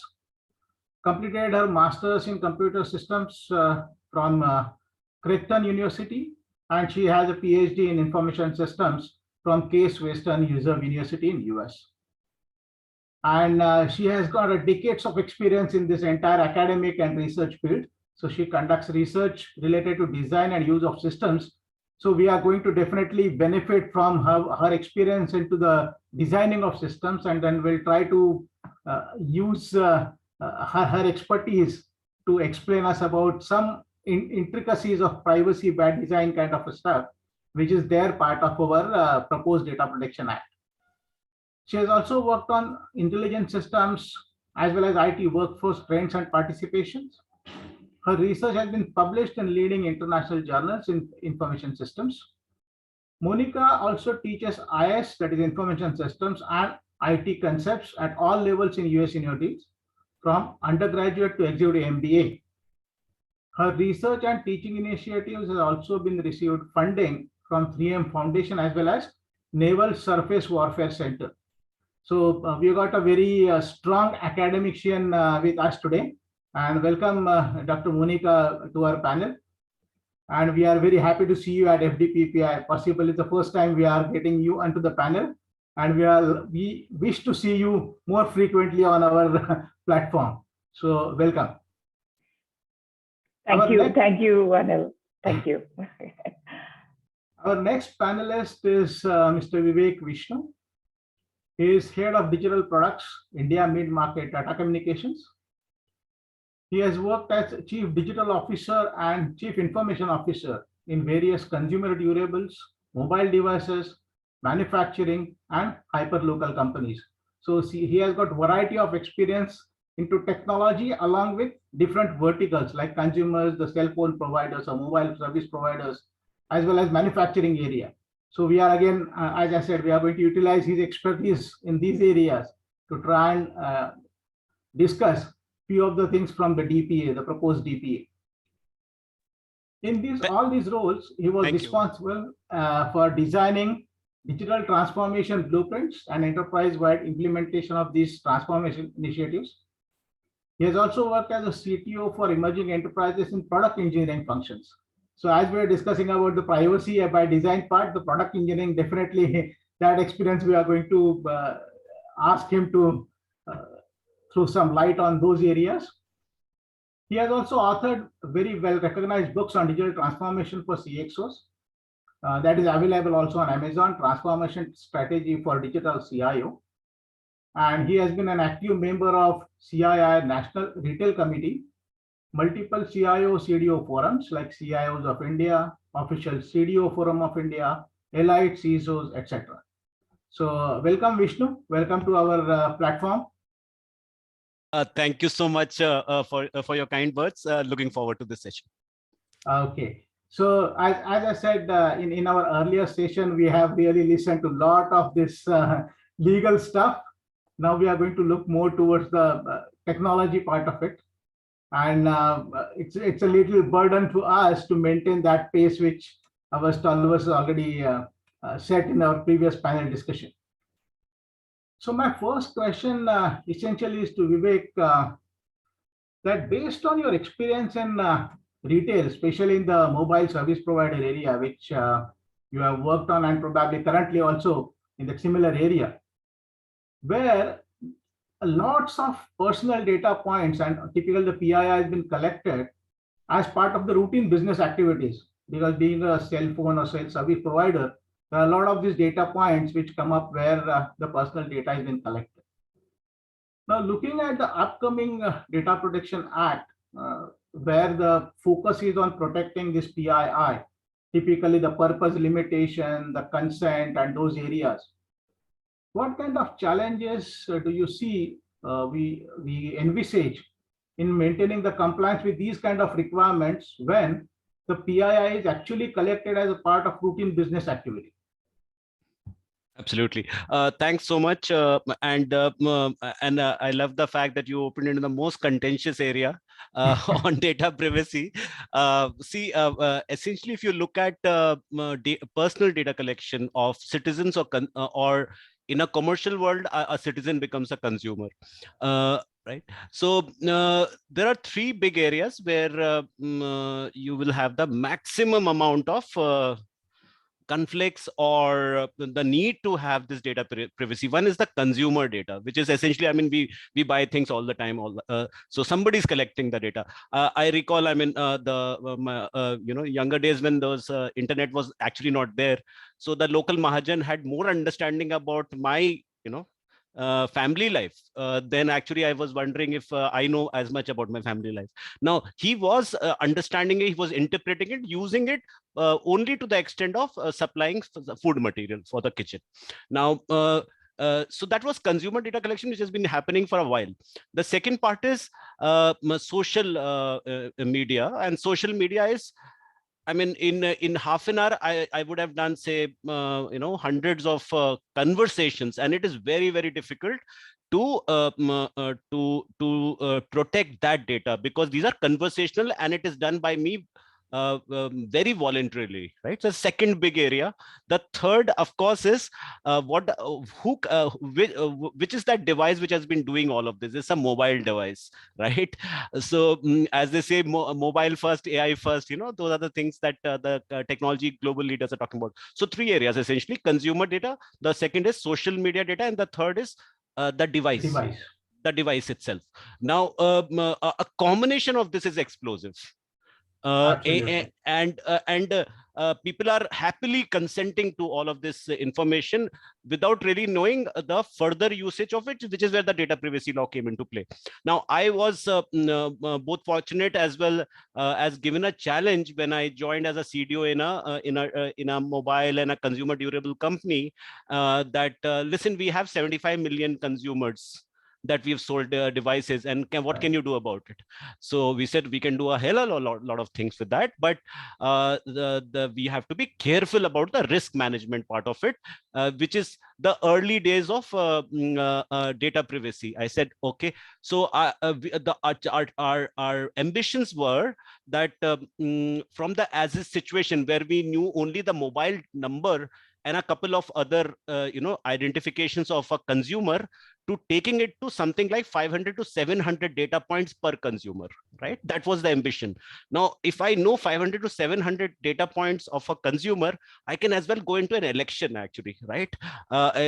Simply speaking, because I would know exactly what triggers you, what you will vote for, and I can make changes in my communication to you, very specialized, very personalized. Now, those were the things that we wanted to do. What we did realize is this data is a mini explosive thing, and we needed to protect it, not just from outsiders. I needed to protect it for insiders itself, right? Right up to the top level, right up to the level where I can go with a straight face to my board of directors and say, even you cannot access this data. Right. So we looked at various things, and this is 75 million consumers. So that is a lot of data. And we knew the growth rate at which this we were selling the devices, this is going to double in the next 4-5 years or whatever that number be. So numbers became irrelevant in terms of this thing. So to set up all of this, are you going to set it up on your own, or are you going to outsource it? That is how it actually started. But when we looked at data privacy issues, the first thing we could do it, some of these things were very commonsensical.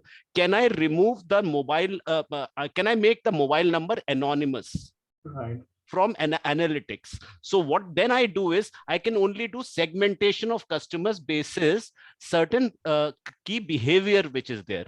Right. So I do that, but I do not know which particular person. So I don't know if it is Anil that I actually did a segmentation and he's part of segment number 8, for example. I don't know Anil is there.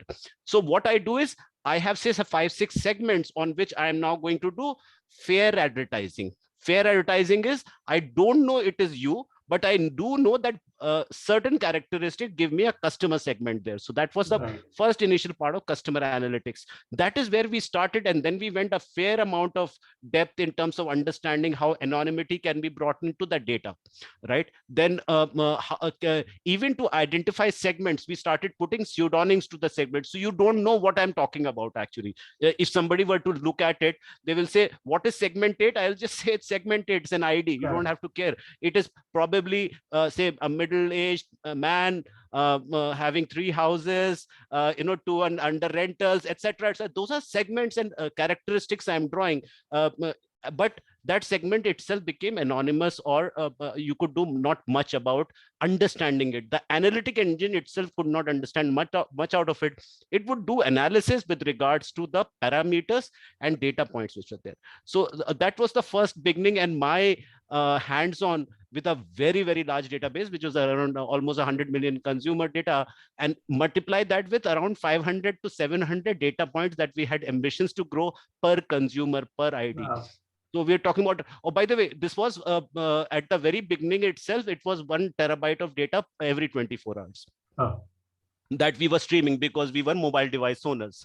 So those are some of the things that we thought. I will stop here because I think we will now, we have ignited a very interesting conversation, but suffice to say, a very large database using even commonsensical things. If you don't know, if somebody does not know much about data privacy, can actually start doing it without feeling any amount of loss in understanding that consumer data. You'll be fairly safe in an audit itself. Yes, it is important to then go deeper into data privacy and ensure that you can suffice any compliances also which may be required, and become a safe data carrier. And that trust, if you can create, and it goes to the market, will enhance your consumers' ability to be able to do business with you, saying that when I buy a device from this company, my data is safe.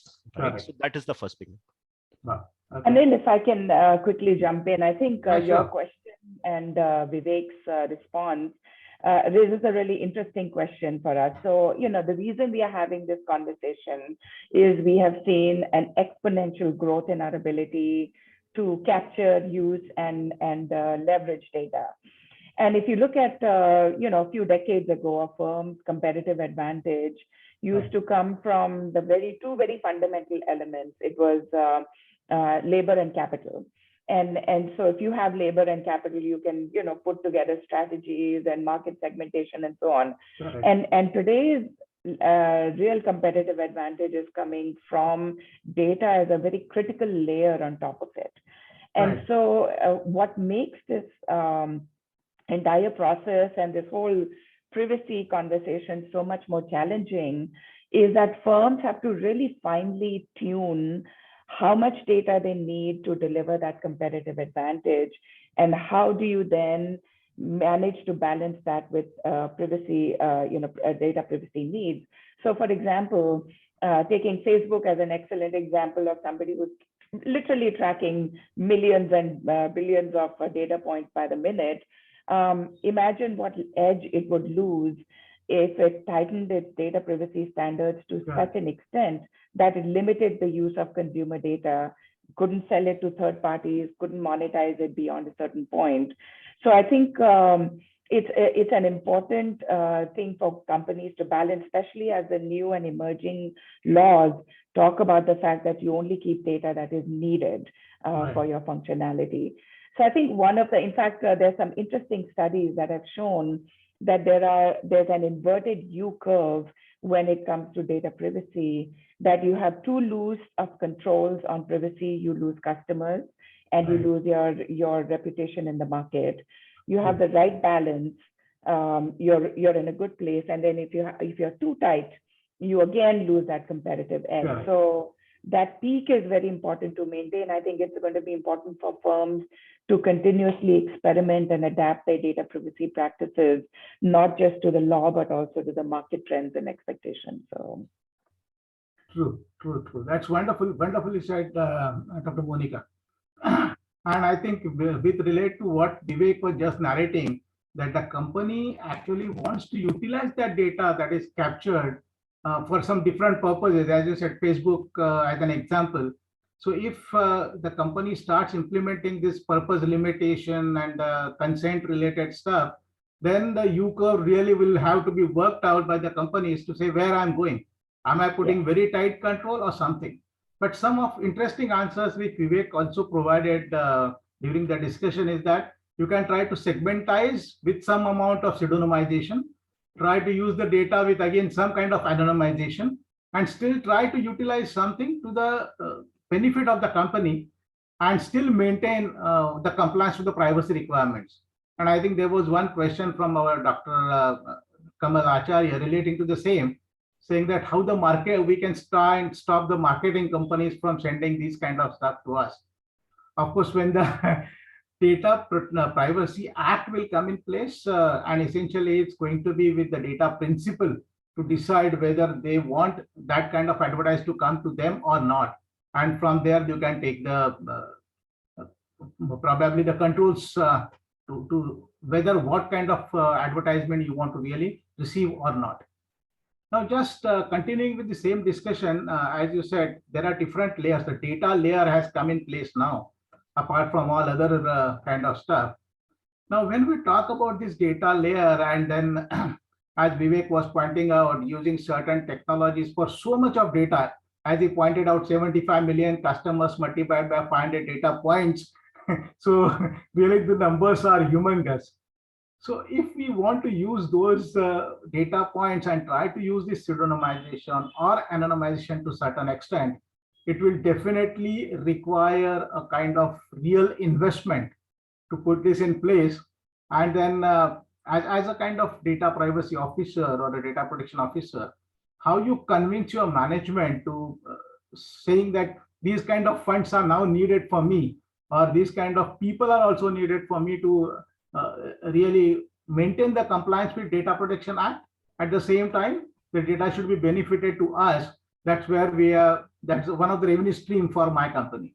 So Vivek, you want to take that? Yes, sure. So, trying to convince an organization and your board as the CEO that how do I, initially there the discussion starts with, okay, we have some consumer data. Can you do something about it? It looks like some small database lying here and there, and one little project. You put a data analyst and you are on, and nothing much happened in your budget.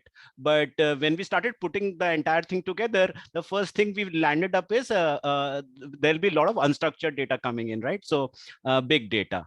Now, big data is big money. So that is very clear, right? Then we talked about customer analytic algorithm development. That was specialized. That is an area where you may want to spend half your IT or data budget just to get hold of that one guy in, say, sitting in Russia to write algorithms for you. Because if they get it right, you will have a competitive advantage, very difficult for others or your competitors to overcome. And Absolutely. They will not even know why you are so accurate in your targeting. So it's not a job done by common programming. It is a job done by specialist programmers and algorithm writers who are basically mathematicians also. So now that is the ambition. You can do a lot with even standard stuff as well. There's no real challenge there as well. So that's you have to then scale it up, because if I put a huge mathematician to write algorithms on a big data which has just got 3 data points, it's a waste of. So you need to balance it out. At what level of data points should I have mathematical equations playing over and above it? That's the second part, and that can be extremely costly because here you are hunting for talent, right? The third piece is infrastructure. Now what we are talking about is streaming data. Streaming data is, as I said, 1 terabyte at the initial go per 24 hours is what we estimated. Now that data will grow. Now what do I make out of it? That is where you can actually start doing a lot of crunching. For example, when I heard 1 terabyte, I said, let's just stop this project. There's no point every 24 hours. So where will I save all that data, and what will I do with it, by the way? And there'll be a lot of questions. What is the utilization of that data you are doing? So it broke down that, see, if you really go to deeper levels of data, big data at a concept level, all unstructured data is deltas of structured data only. There is nothing analogous about it. Everything is digital in nature. So what you need to then do is, assuming from a mobile data, I get to know your usage or say battery usage, let's say battery usage, right? So at 12 o'clock in the morning, it was 100% gradually reducing. Do I need to know that as much? I need to know perhaps at what point of time does your battery utilization goes through the roof. Probably now you're watching YouTube on your way back on a metro train, for example. Now I need to use that data which is of some significance to my analytics. When I do that kind of a crunching of streaming data to specific structured data, then I'm now entering the zone of simple databases. So my 1 terabyte actually can reduce down to nothing more than a 50 GB data on a daily basis. Now this is sounding a little manageable, right? So that is where you need to, as a technologist or a designer of or architect of technology, when it comes to massive scale of data, you need to look at relevance of what data, and you need to say what is irrelevant. So I don't let that data enter my key database. It comes in, streams in and streams out at that point itself. Entry, exit, same door. I only pick up data which is of relevance. Okay. So you try to make it manageable and then try to convince the management that, okay, this is what I need. Yes. So storage space is reduced. The skill sets, I'm looking at very specialized skill sets. Yes. And then my funds, I can try to say how I will try still minimize those funds. Yeah, so just wanted to add a little more here. So this is just in terms of input that you have taken as far as technology and your budget spends are going to be concerned, right? Capital budget that going to capital and all that is a separate issue, but yes, there'll be a lot of money which goes into it. That is not worrisome to any management as long as they know there is an ROI attached to that. That is the key thing, right? If they say you're going to spend $1 million in year one, how many more devices can I sell? For example, how many washing machines can I sell? How many, washing powders I can sell, right? That is the consumer thinking, right? Or the sales thinking. And that's absolutely fine. So at that point is where you need to work with two people. You need to go back to the BU head of your organization for that particular product. And you need to pick up the most smartest and the most clever financial analyst from your accounts department. With the blessings of your CFO, which most likely is going to be your boss as a CIO or a CTO. And put them together and say, help me work out an ROI statement stage by stage. As my data moves from 3 data points to 100 data points, what is the ROI I can give to my organization? When it goes to the 250 or a 500 data point, what is the growth in the ROI I can give? Can it be exponential? Can it be linear? What else do I need? Do I need value-added partners? What will I do with the mobile device if I can't give value-added information like economic times, stock exchange, entertainment, etc.? Now I need to tie up with all of that. That tie-up in itself brings a huge amount of revenue because you are controlling the consumer in so there are ROIs have to be worked thoroughly. You need these guys to be your friends, the BU head as well as the finance guy, and together 3 of you have to present. It's not necessarily 3 people, but at least 3 different functions have to go present to your board and CEO, and then they'll say, look, these guys are all together. They know what they are talking about, and at the beginning of the project they are collaborating. I think the 50% success of the project is assured. It's done. Yes. Some of these practical things I thought I should share this. Yeah. That's a wonderful thing. Yeah, Monica, you wanted to add something. So Vivek, that's a great point, because you address both the, making it a manageable problem that management can buy into, as well as showing the ROI. And I'll take it a little bit further, that maybe in the chain of leadership. I mean, we have always said digital transformations in any company have to be top down, in the sense that if your board and your leadership, the C-suite is not behind a digital transformation, they will not support digital it'll struggle. I think the same thing applies to security, both cybersecurity as well as data privacy. And one of the things that, in addition to what Vivek has said, because, most companies want to see how big of a problem are we trying to solve? Are we able to get a ROI on this? But the other thing to convey is that there is business value in investing in privacy actions. So for example, the big thing I say is, we're trying to justify doing something, but I think we also need to understand that there are consequences of not doing something. So for example, imagine a data breach which is negative and hurtful on the business, because now it is hurtful to the individuals whose data is being managed within your organization. Not only is it a reputational issue, it is also the fact that you will lose consumers who are, we've had so many examples of companies that have gone through those challenges.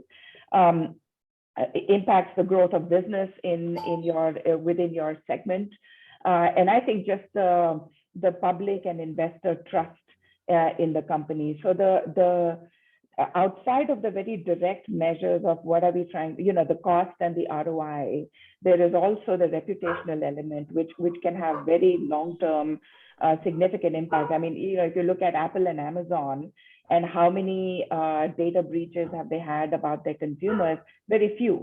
And they carry a certain reputation because of that, because of the fact that the impact is much, much broader. And so when management is trying to make decisions, should we or should we not, one, the laws are going to dictate that this is not, it's uncompromising, right?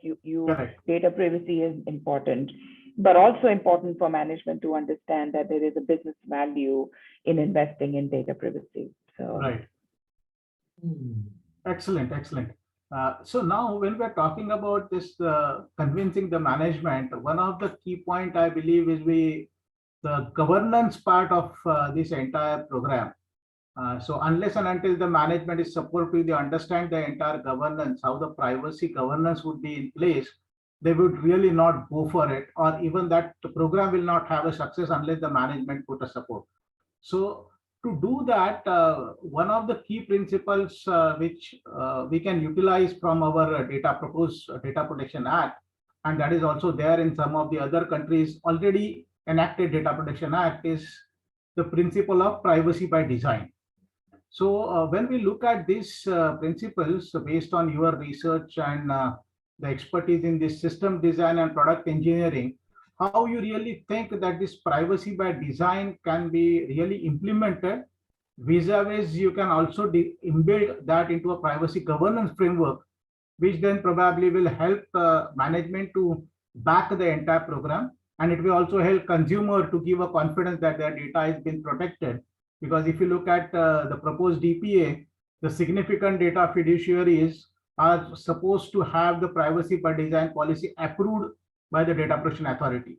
So once it is approved and published by DPA, obviously it is going to be there for the consumers to look at it. So a consumer confidence and a management buy-in can be achieved by these two things, like governance, privacy, and privacy by design. So Monica, what would be your thoughts on how we can achieve this privacy by design? And, and I think it is not only from a technical perspective, but it is a kind of overall people, process, technology, all this can be combined into privacy by design. Absolutely. And Anil, I think you might have read my mind that my first statement was going to be, I think a lot of people think about privacy by design as just the technical design of the product.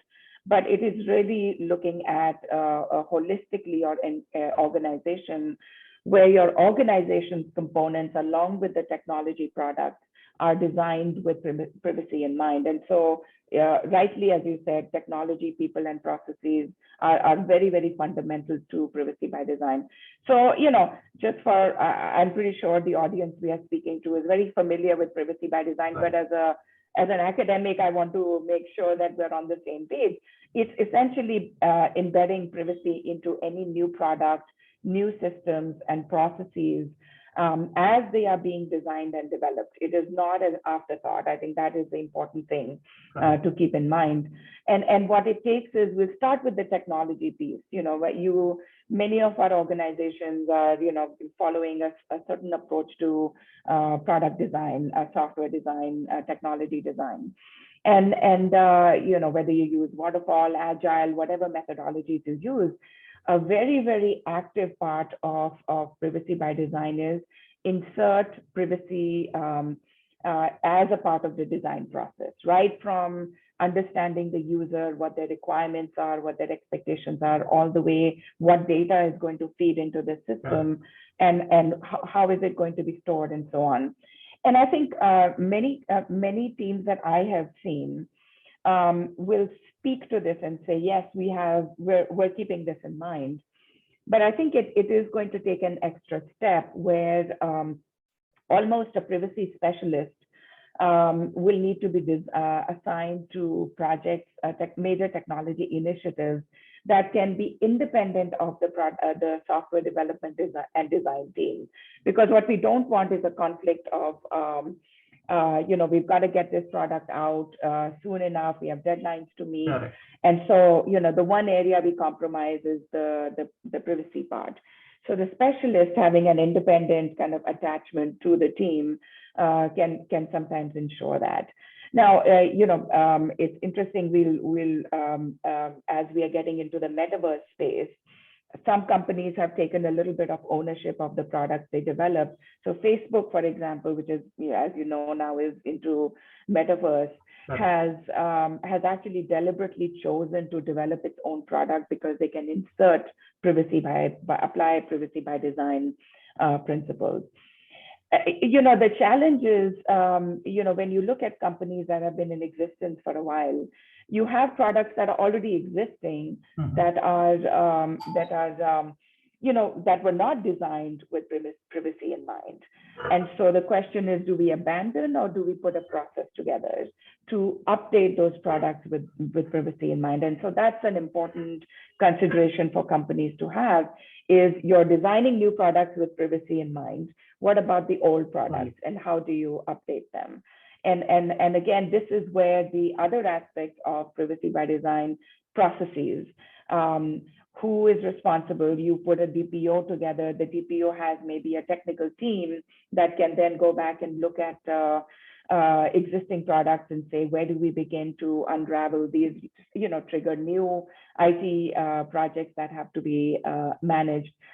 Moving to the people side, and I want to give Vivek some opportunity also to speak from his experience, but that mindset and the previous panel, Mr. Poovayya made a very interesting comment that our people don't fully understand privacy. and they don't understand what their rights are. I kind of parallel that within organizations that do our employees fully understand privacy by design, and that each one of them, whether you're in IT or not, are a part of that design process, because you're involved with these projects even as a non-technical individual. And so developing that mindset within the organization where you train your employees, make them sensitive to design by, designing with privacy in mind, as well as filtering it up as Vivek and I discussed earlier, that this is a critical part of our organization. I think those are very important steps, and we'll continue to talk about it, but I'd love to hear from Vivek as well on his perspectives there. Right. Now, before jumping on to Vivek, as you pointed out, the people within the organization are not really aware of how the privacy is important and how it should be maintained. So one of the interesting stuff in our privacy framework, which has been designed by our own Naviji, one of the requirements is that the data protection obligations has to be there to the end user. So the end user has to be trained of what data protection obligation they has to follow. So it's like an individual becoming a self DPO for the data they are handling. So that really can achieve these kind of things. Yeah, just the kind of thing which I want to mention. Yeah, Vivek. Yeah, Anil, that is a good point, because ultimately it's the tendency in companies to say, well, IT is privacy is an IT responsibility, and more successful organizations have it infused throughout the organization. So end users are very critical to that. So thank you. Yeah, Vivek. Yeah, thanks so much. I'll try to address it from a ground level, a day-to-day scenario. Also, take 2-3 vectors in explaining this and see how these vectors intersect at some point of time. The first vector is something which all our CIOs and IT leaders will understand immediately is SAP. Now, SAP is your business data. How beautifully you protect it, how trustful that data is, we know it's at the top of the line, right? We completely trust. We build our balance sheets on it, and it's all compliances, just statutory compliances. Now, just imagine the amount of trust you have for that structured data, but that is business data. Now look at consumer data or a citizen data. First, it has got a lot of unstructured data coming in. First, you need to make it structured and understandable data firstly, right? Example I'd given a little while earlier. Now, second is it starts with a distrust because there's unstructured data. So make it trustful, right? Then link it with something which is trustful data and structured, which could be transaction data of a customer, for example. So Vinod Kumar bought this product at this price, etc., etc. That transactional data is trustful data because lying in SAP. End of the day, or ERP, whichever that application be. Now, when I look at CRM data, that is also highly trustful data because there is some transactions which have happened through customer service, etc. Now I need to integrate it with big data, which is highly probabilistic in nature.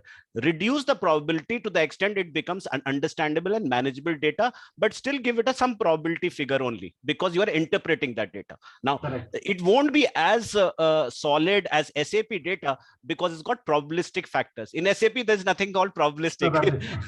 Either you have a financial number, or it is, you can't say maybe I've done 1,000 crores of revenue. No, you have done it or you don't have, right? So black and white, right? So how close do I reduce the gray scales and make it as trustworthy is where the acceptance grows. That's the first part.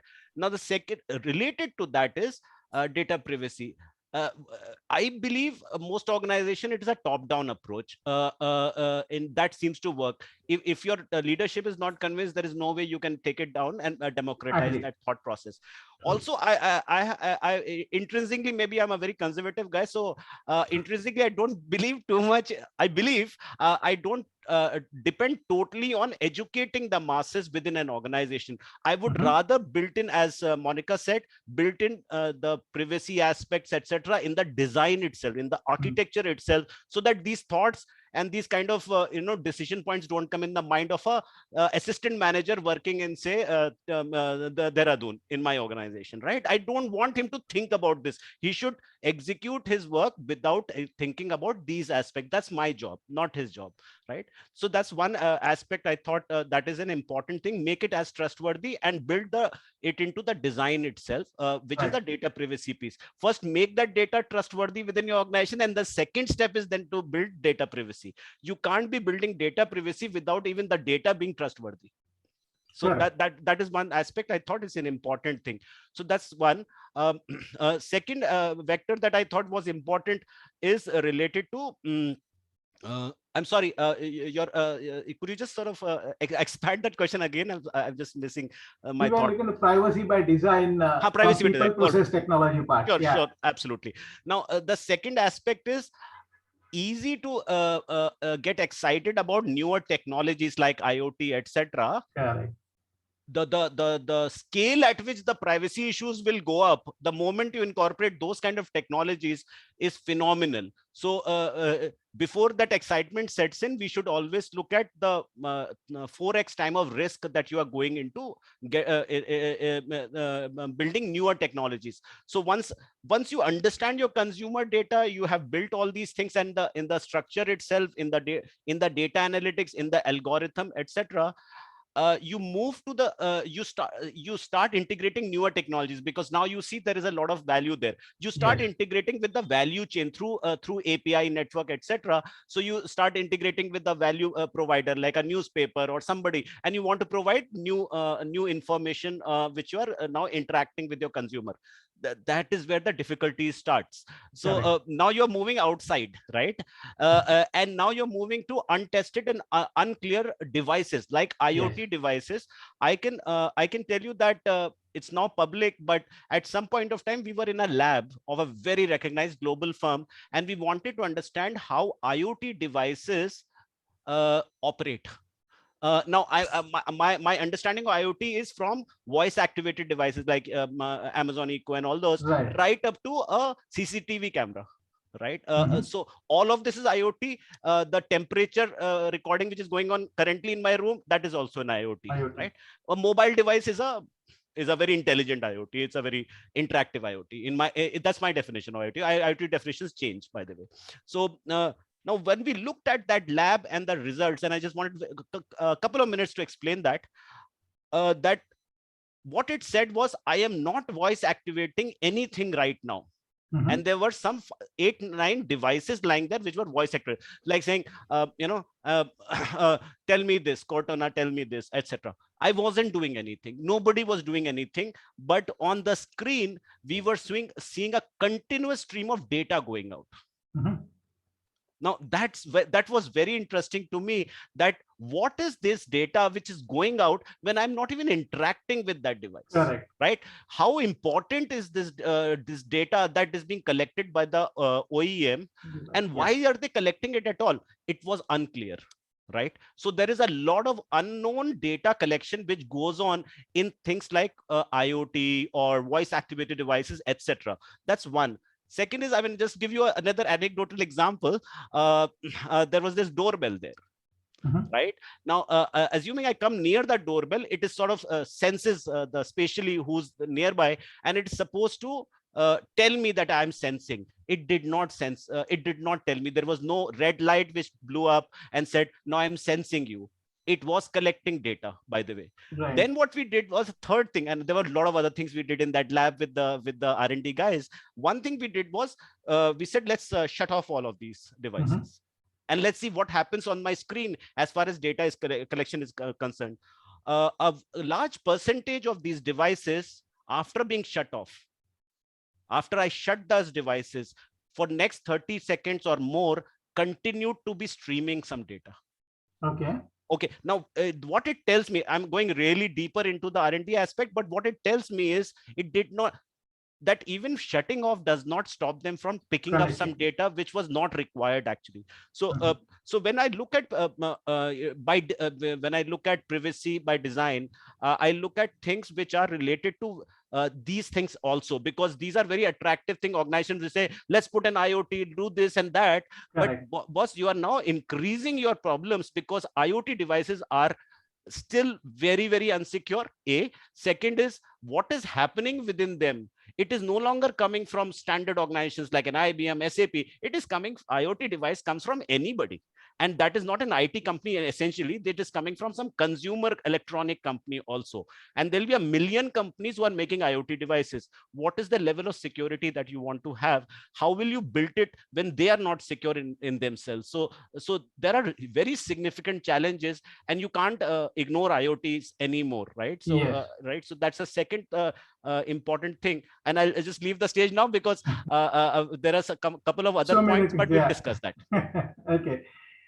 And typically, as you rightly said, IoT and AI and ML, these are the things which are really now getting into a high kind of popular zones for a number of organizations. And possibly these particular concern, when we talk about privacy by design, for my own organization, I can design the policy or a process, or I have the people rightly placed. But when we look at these supply chain, so IoT is supplied by somebody else to me, which I'm going to use in my project, how I can extend my privacy design to that level. If I can't do that, then my privacy design still will leave us some kind of a loophole or a weakness for somebody else to breach it, right? So see, interesting discussions, and I would request our esteemed members also who are part of our this program, if they have any questions, they can put it in chat and we can pick up. Although we have got few minutes still to continue, so we can pick up certain questions from there, not an issue.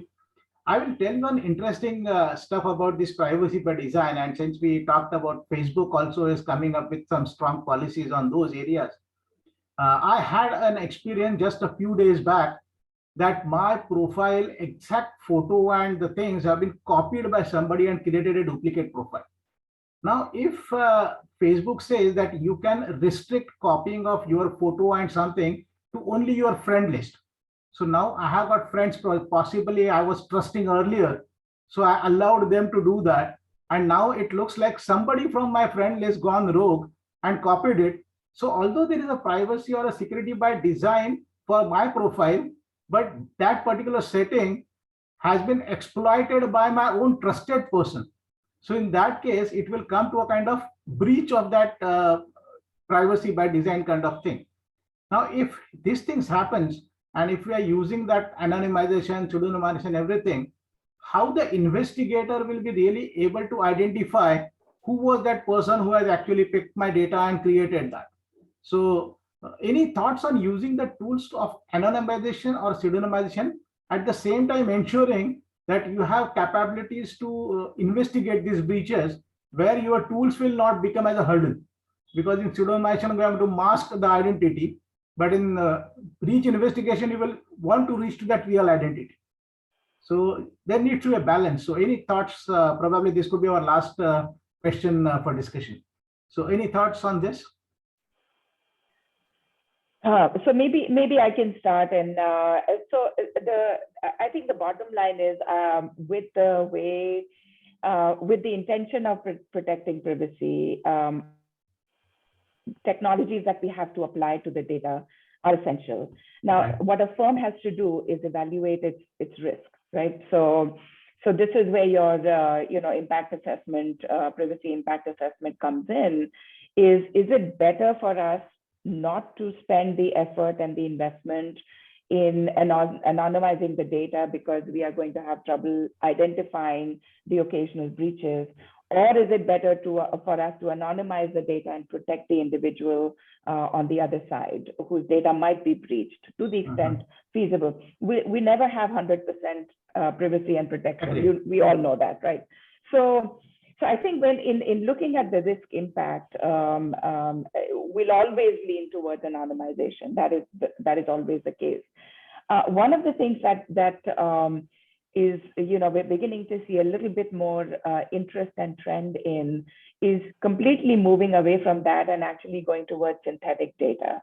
So synthetic data generation, where you can take, it's a very machine learning. So by its default, it has some fundamental issues with it, as well as using machine learning to generate absolutely new data altogether. That's maybe one layer on top of your anonymized data that can potentially help.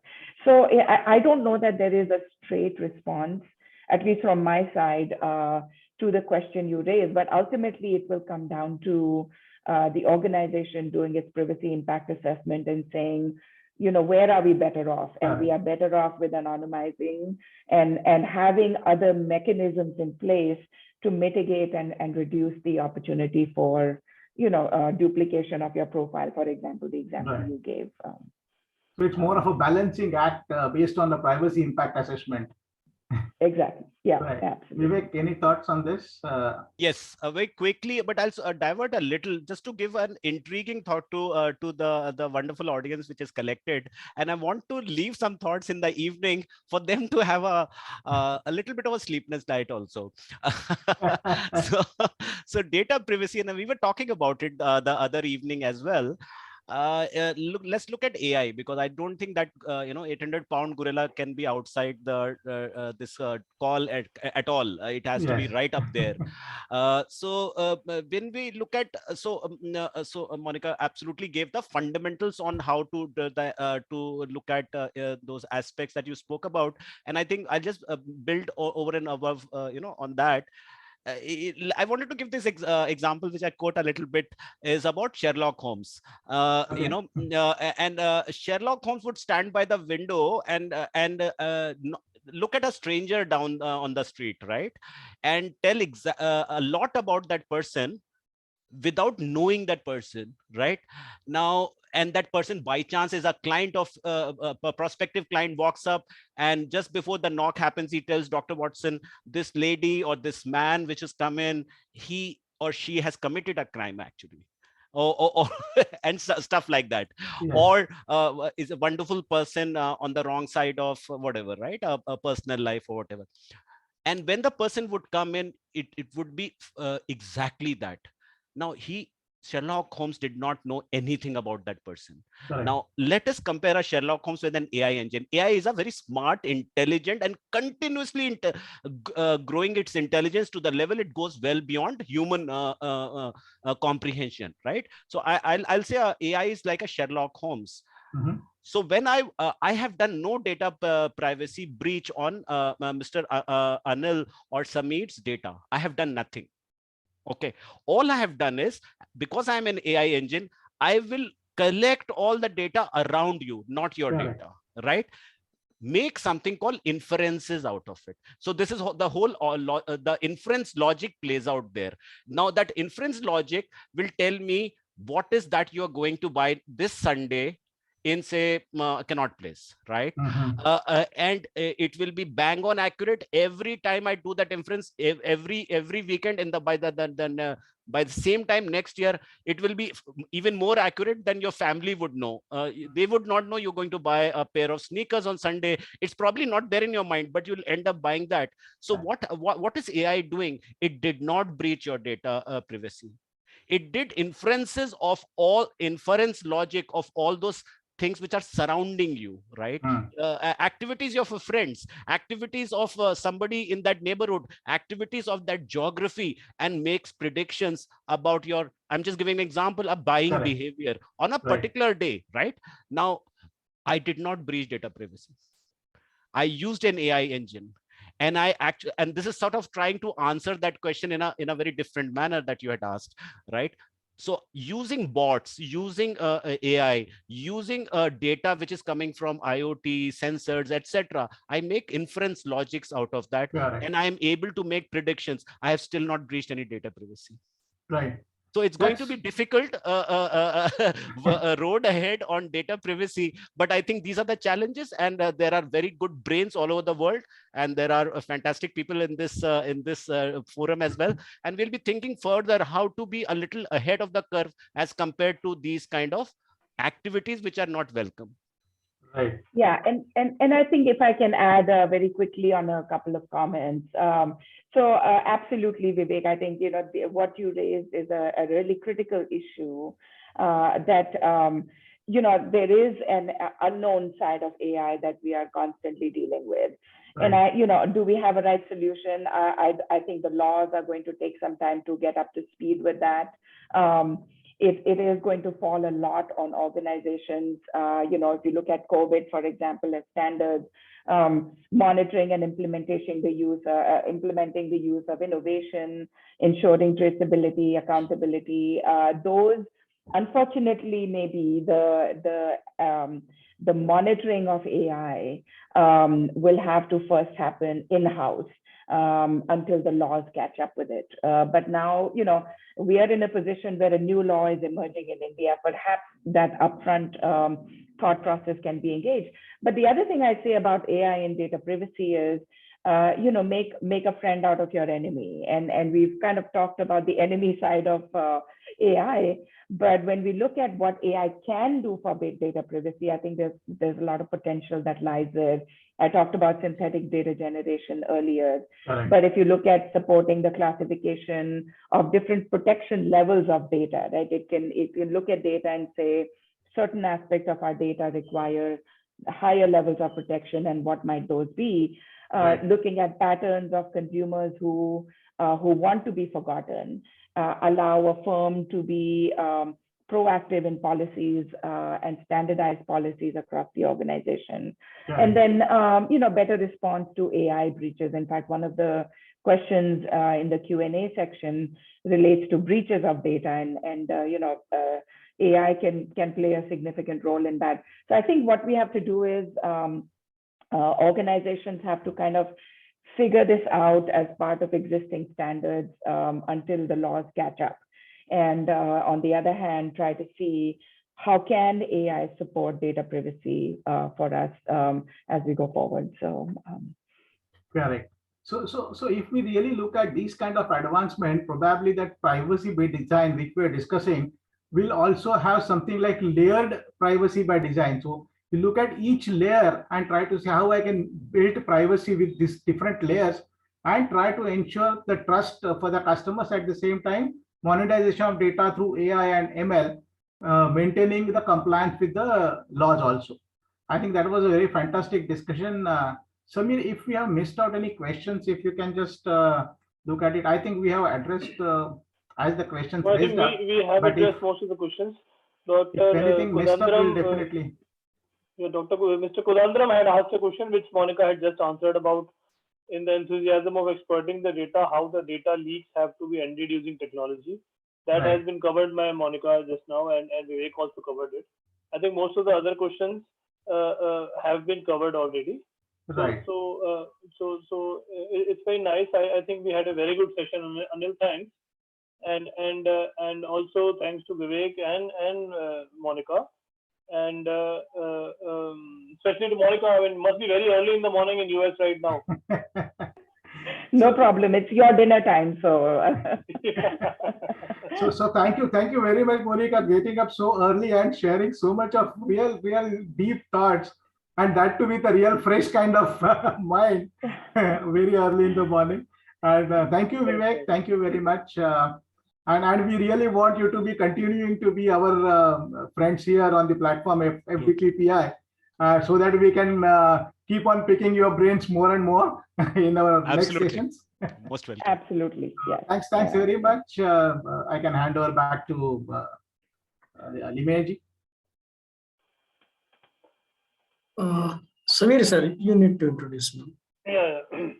So towards the end, there is a question from Dr. Rakesh Goyal, who is talking about some type of tools. I don't know if you have the time, Dr. Limay. He's talking about what kind of tools are available and can be used to stop data collected.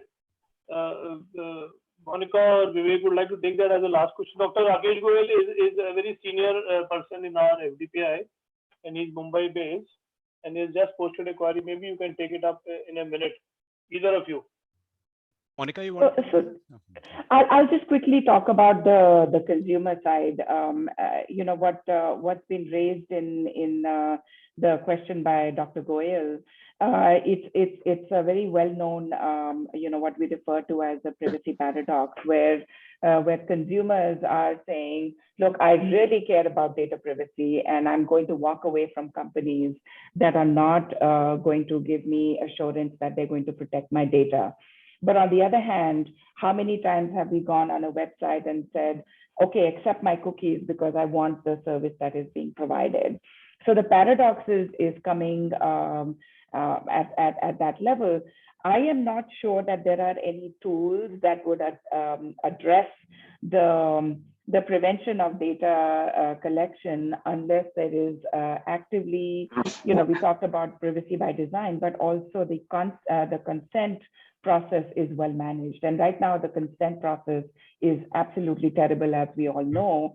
Only about 17 or 18% actually really read the consent agreements, and that too in very high level perspective. So ultimately, one possible tool for us will be, combination of what I refer to as AI playing a role in data privacy. But more importantly, I think if I can call the consent agreement a tool, which it is, that is going to be very critical. But Vivek, you have some very interesting ground level perspective that would help. So, sure, thanks.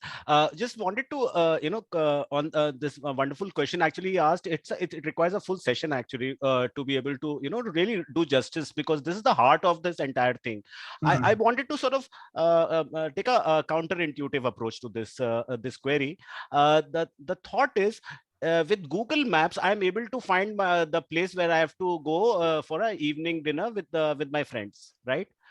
I don't have to ask at 9 in the night or 11 in the night, idhar modu, right? That kind of a thing. And Google Maps has been a great savior for millions of people all over the world. Do you want to share your moving data or not? If you do not do that, Google Maps will be a lame duck, literally, right? Sorry to use that terminology, but yes, it will not give you any thing worthwhile unless I'm sharing that data with Google, or for that matter, any such application. I will not get the benefit of the returns of millions of people who are done. How about Tesla cars? The way it has to operate, unless it is collecting data of the behavioral patterns of the car and the driver, it will not be a safe car in autopilot mode, right? Now, there are so many such examples. So some of it is benevolent data sharing. Now, with data privacy, I may not share that data with, say, an authority who comes and says, give me data of this guy, I want to know what he was doing. I will not, because the law protects me from not giving it to anybody in that context, unless there is a specific counter law to that saying that for this I have a warrant and I want this data, which is fine, which is perfectly doable with the law. So there is benevolent data collection as well.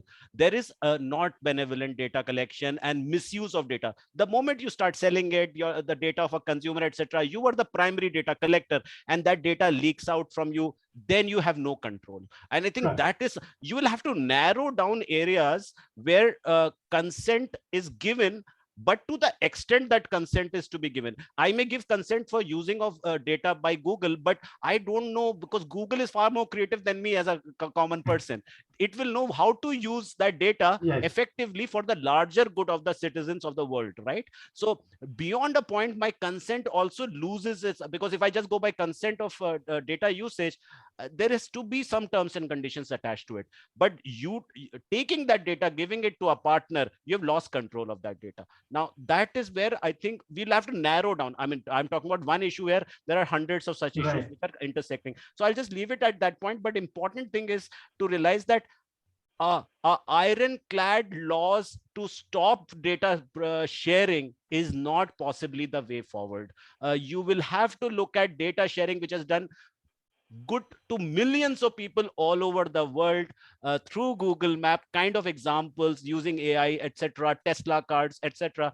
And you have to take a in-between route. On one side of the spectrum is an ironclad law, then you've killed innovation all over the world. On the other side is unadulterated and absolute freedom to share data with anybody. That's also not good. Some middle path, and that's what we are very good at in India. We find middle paths and we take everybody along. I think some of these laws will get refined in India itself, and we will have perhaps the most practical and most viable laws coming from this country rather than anywhere else.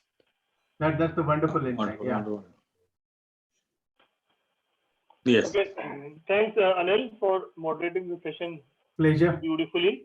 And I know there are hundreds of more queries which are all there in our mind. Yes. And thanks, Vivek and Monica, also for sparing time and giving us all this information. And like all of you agree that this needs multiple sessions. Right. So Dr. Limay, maybe we will invite Monica and Vivek in separate sessions, so that we can get more knowledge from each of them. Yes. And Navi sir, would you like to ask something, or should we go to the next session, which is?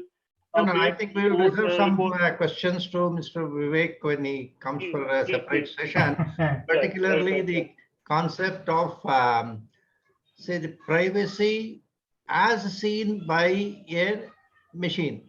Okay, that is the personal data as seen by a machine is what we should look at, whether it should be included in the concept of privacy infringement or personal data collection as we do today. Maybe you may call it as privacy 2.0 or something like that.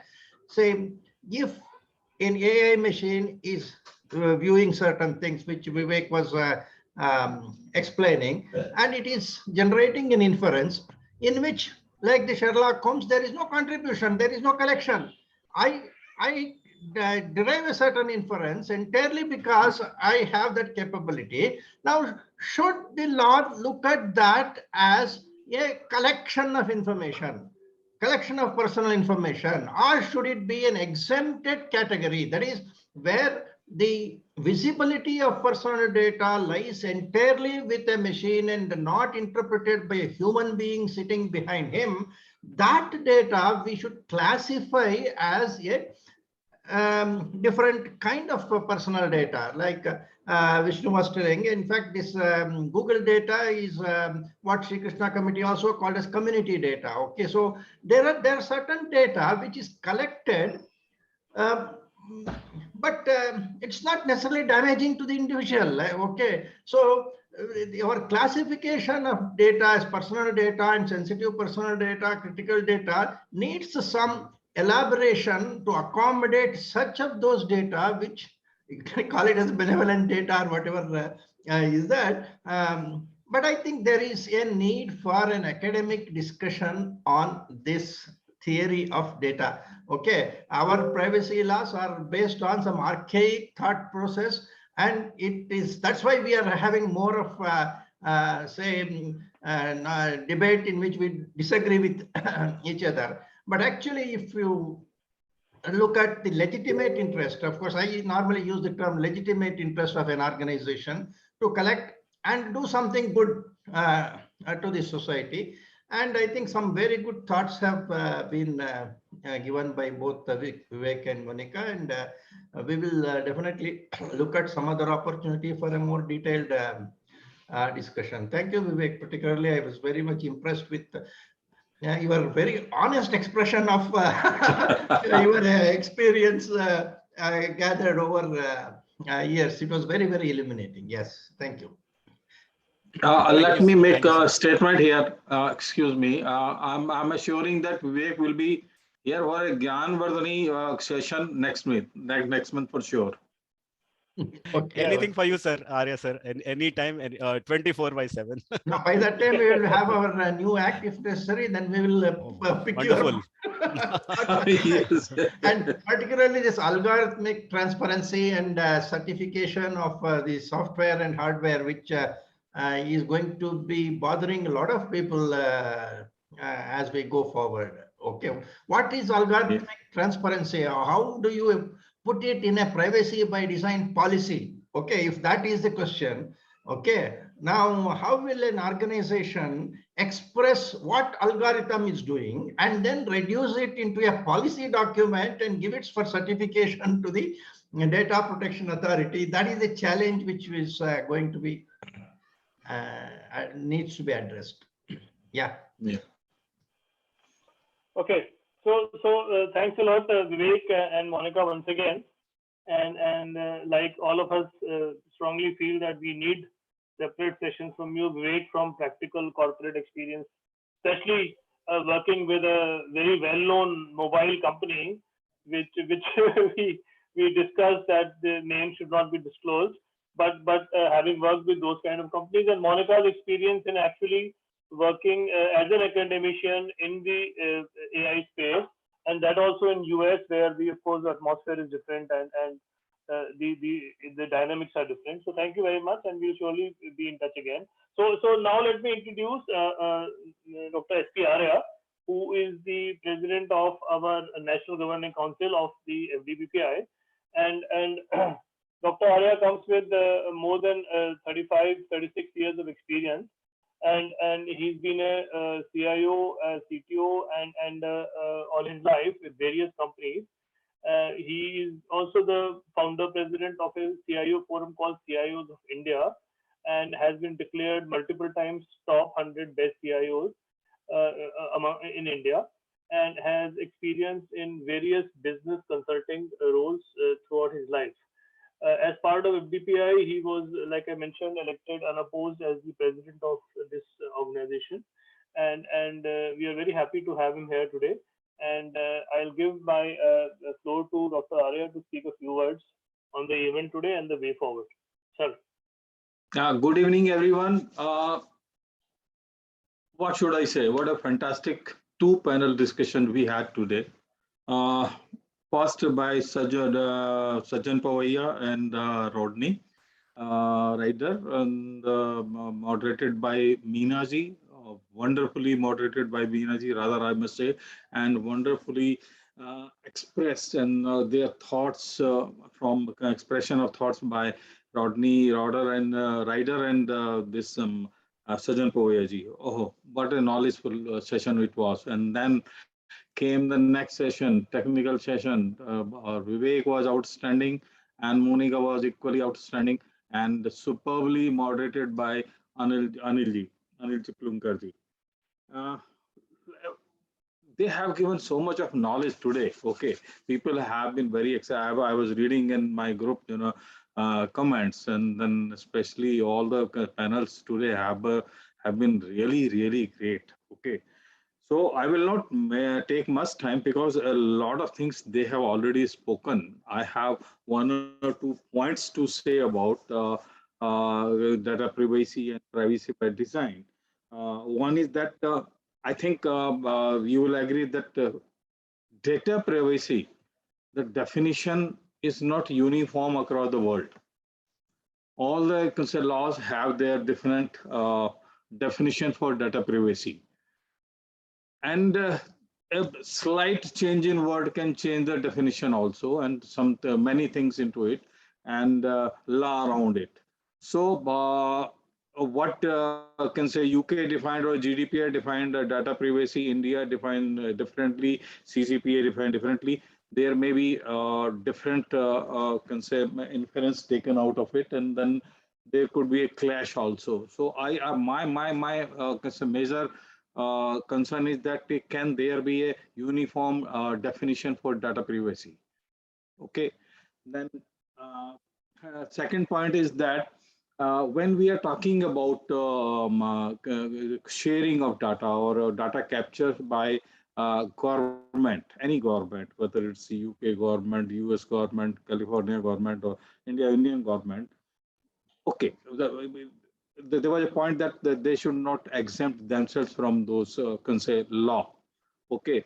So what I'm trying to say is that we have shared our data with so many companies. Okay, whether it is Facebook, Instagram, Twitter, or retail chains, everybody has our data. Okay, we were never worried about that. What they are doing with our data at all. They are doing a lot of things. You know.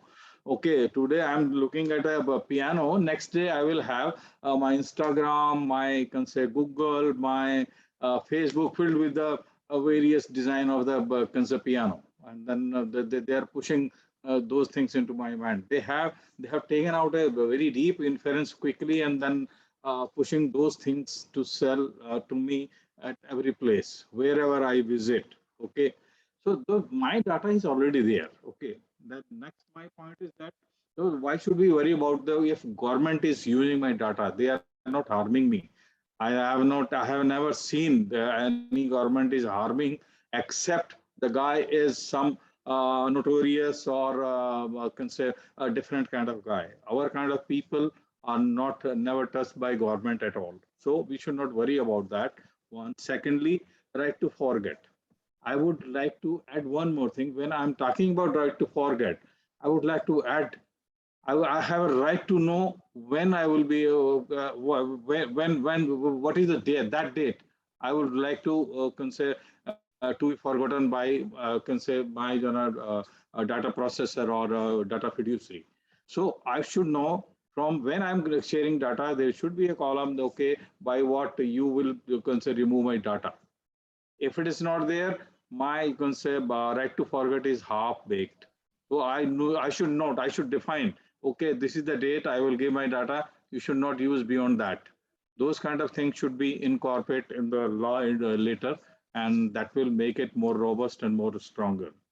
Okay, I think there's nothing more to say, but yes, I thank you very much, Dr. Limay Samir, to do a hectic work in organizing this seminar or event on 28th of January on a day when we call it International Data Privacy Day. They have been working hard at the back, very hard actually. Okay, and then today also they are here and making everything for the people smooth. And of course, Mr. Navi is always a source of inspiration for everyone.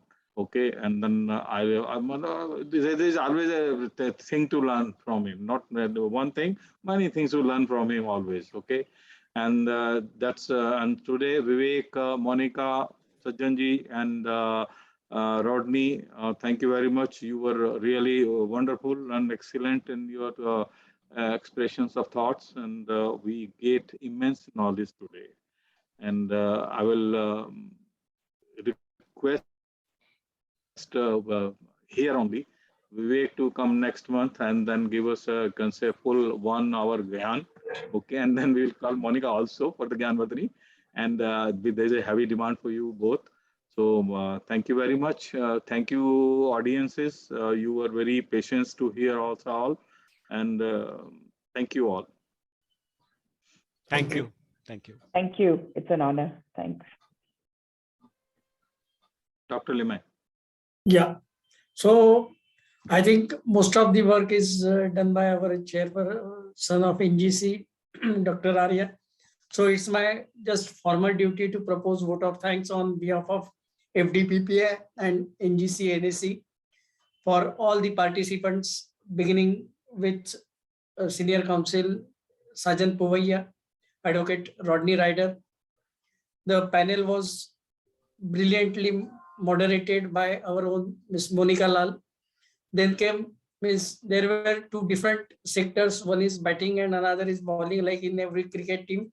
So one part was done by legal perspective, another was by technical perspective, wherein Mr. Vivek Vishnu and Dr. Monica Adya played very brilliant roles explaining the part of technology which will hamper or which will say change the rules of data protection, data privacy, and again very nicely moderated by our own Anil Chiponkar. So the theme of these two seminars or these two panels were to bring some new ideas to the FDPPI forum, and hopefully we have achieved that particular goal. Thanks to all the management committee, including Mr. Samir Mathur and Mr. I think Mr. Ramesh, who played very significant role. Last not but the least, our own chairperson of FDPPI, Mr. Navi, and chairperson of NGC, Dr. SP Adya. And thanks all FDPPI participants who really this time made their presence felt by their good questions and by their attendance. So we expect all these cooperation in future for NGC, NSC activities. And I take this opportunity, since I am coordinating Gyanvardhini session, to get promises from Mr. Vishnu sir and Dr. Adya to conduct our sessions in coming month of February, so that our own members will be more enlightened, and those sessions will give you more insight individually to interact with our members. So with that particular note and this particular invite for your Gyanvardhini, I conclude the session. Again, I vote all those who have been actively or say giving their support for conduction of this data privacy day, which is the trend which FDPPI wish to follow every year. So thank you all for joining this particular session. Thank you. Thank you very much. Thank you, Meena ji. Thank you, Anil ji. Thank you, everyone. Bye. Bye. Thank you. Thank you all.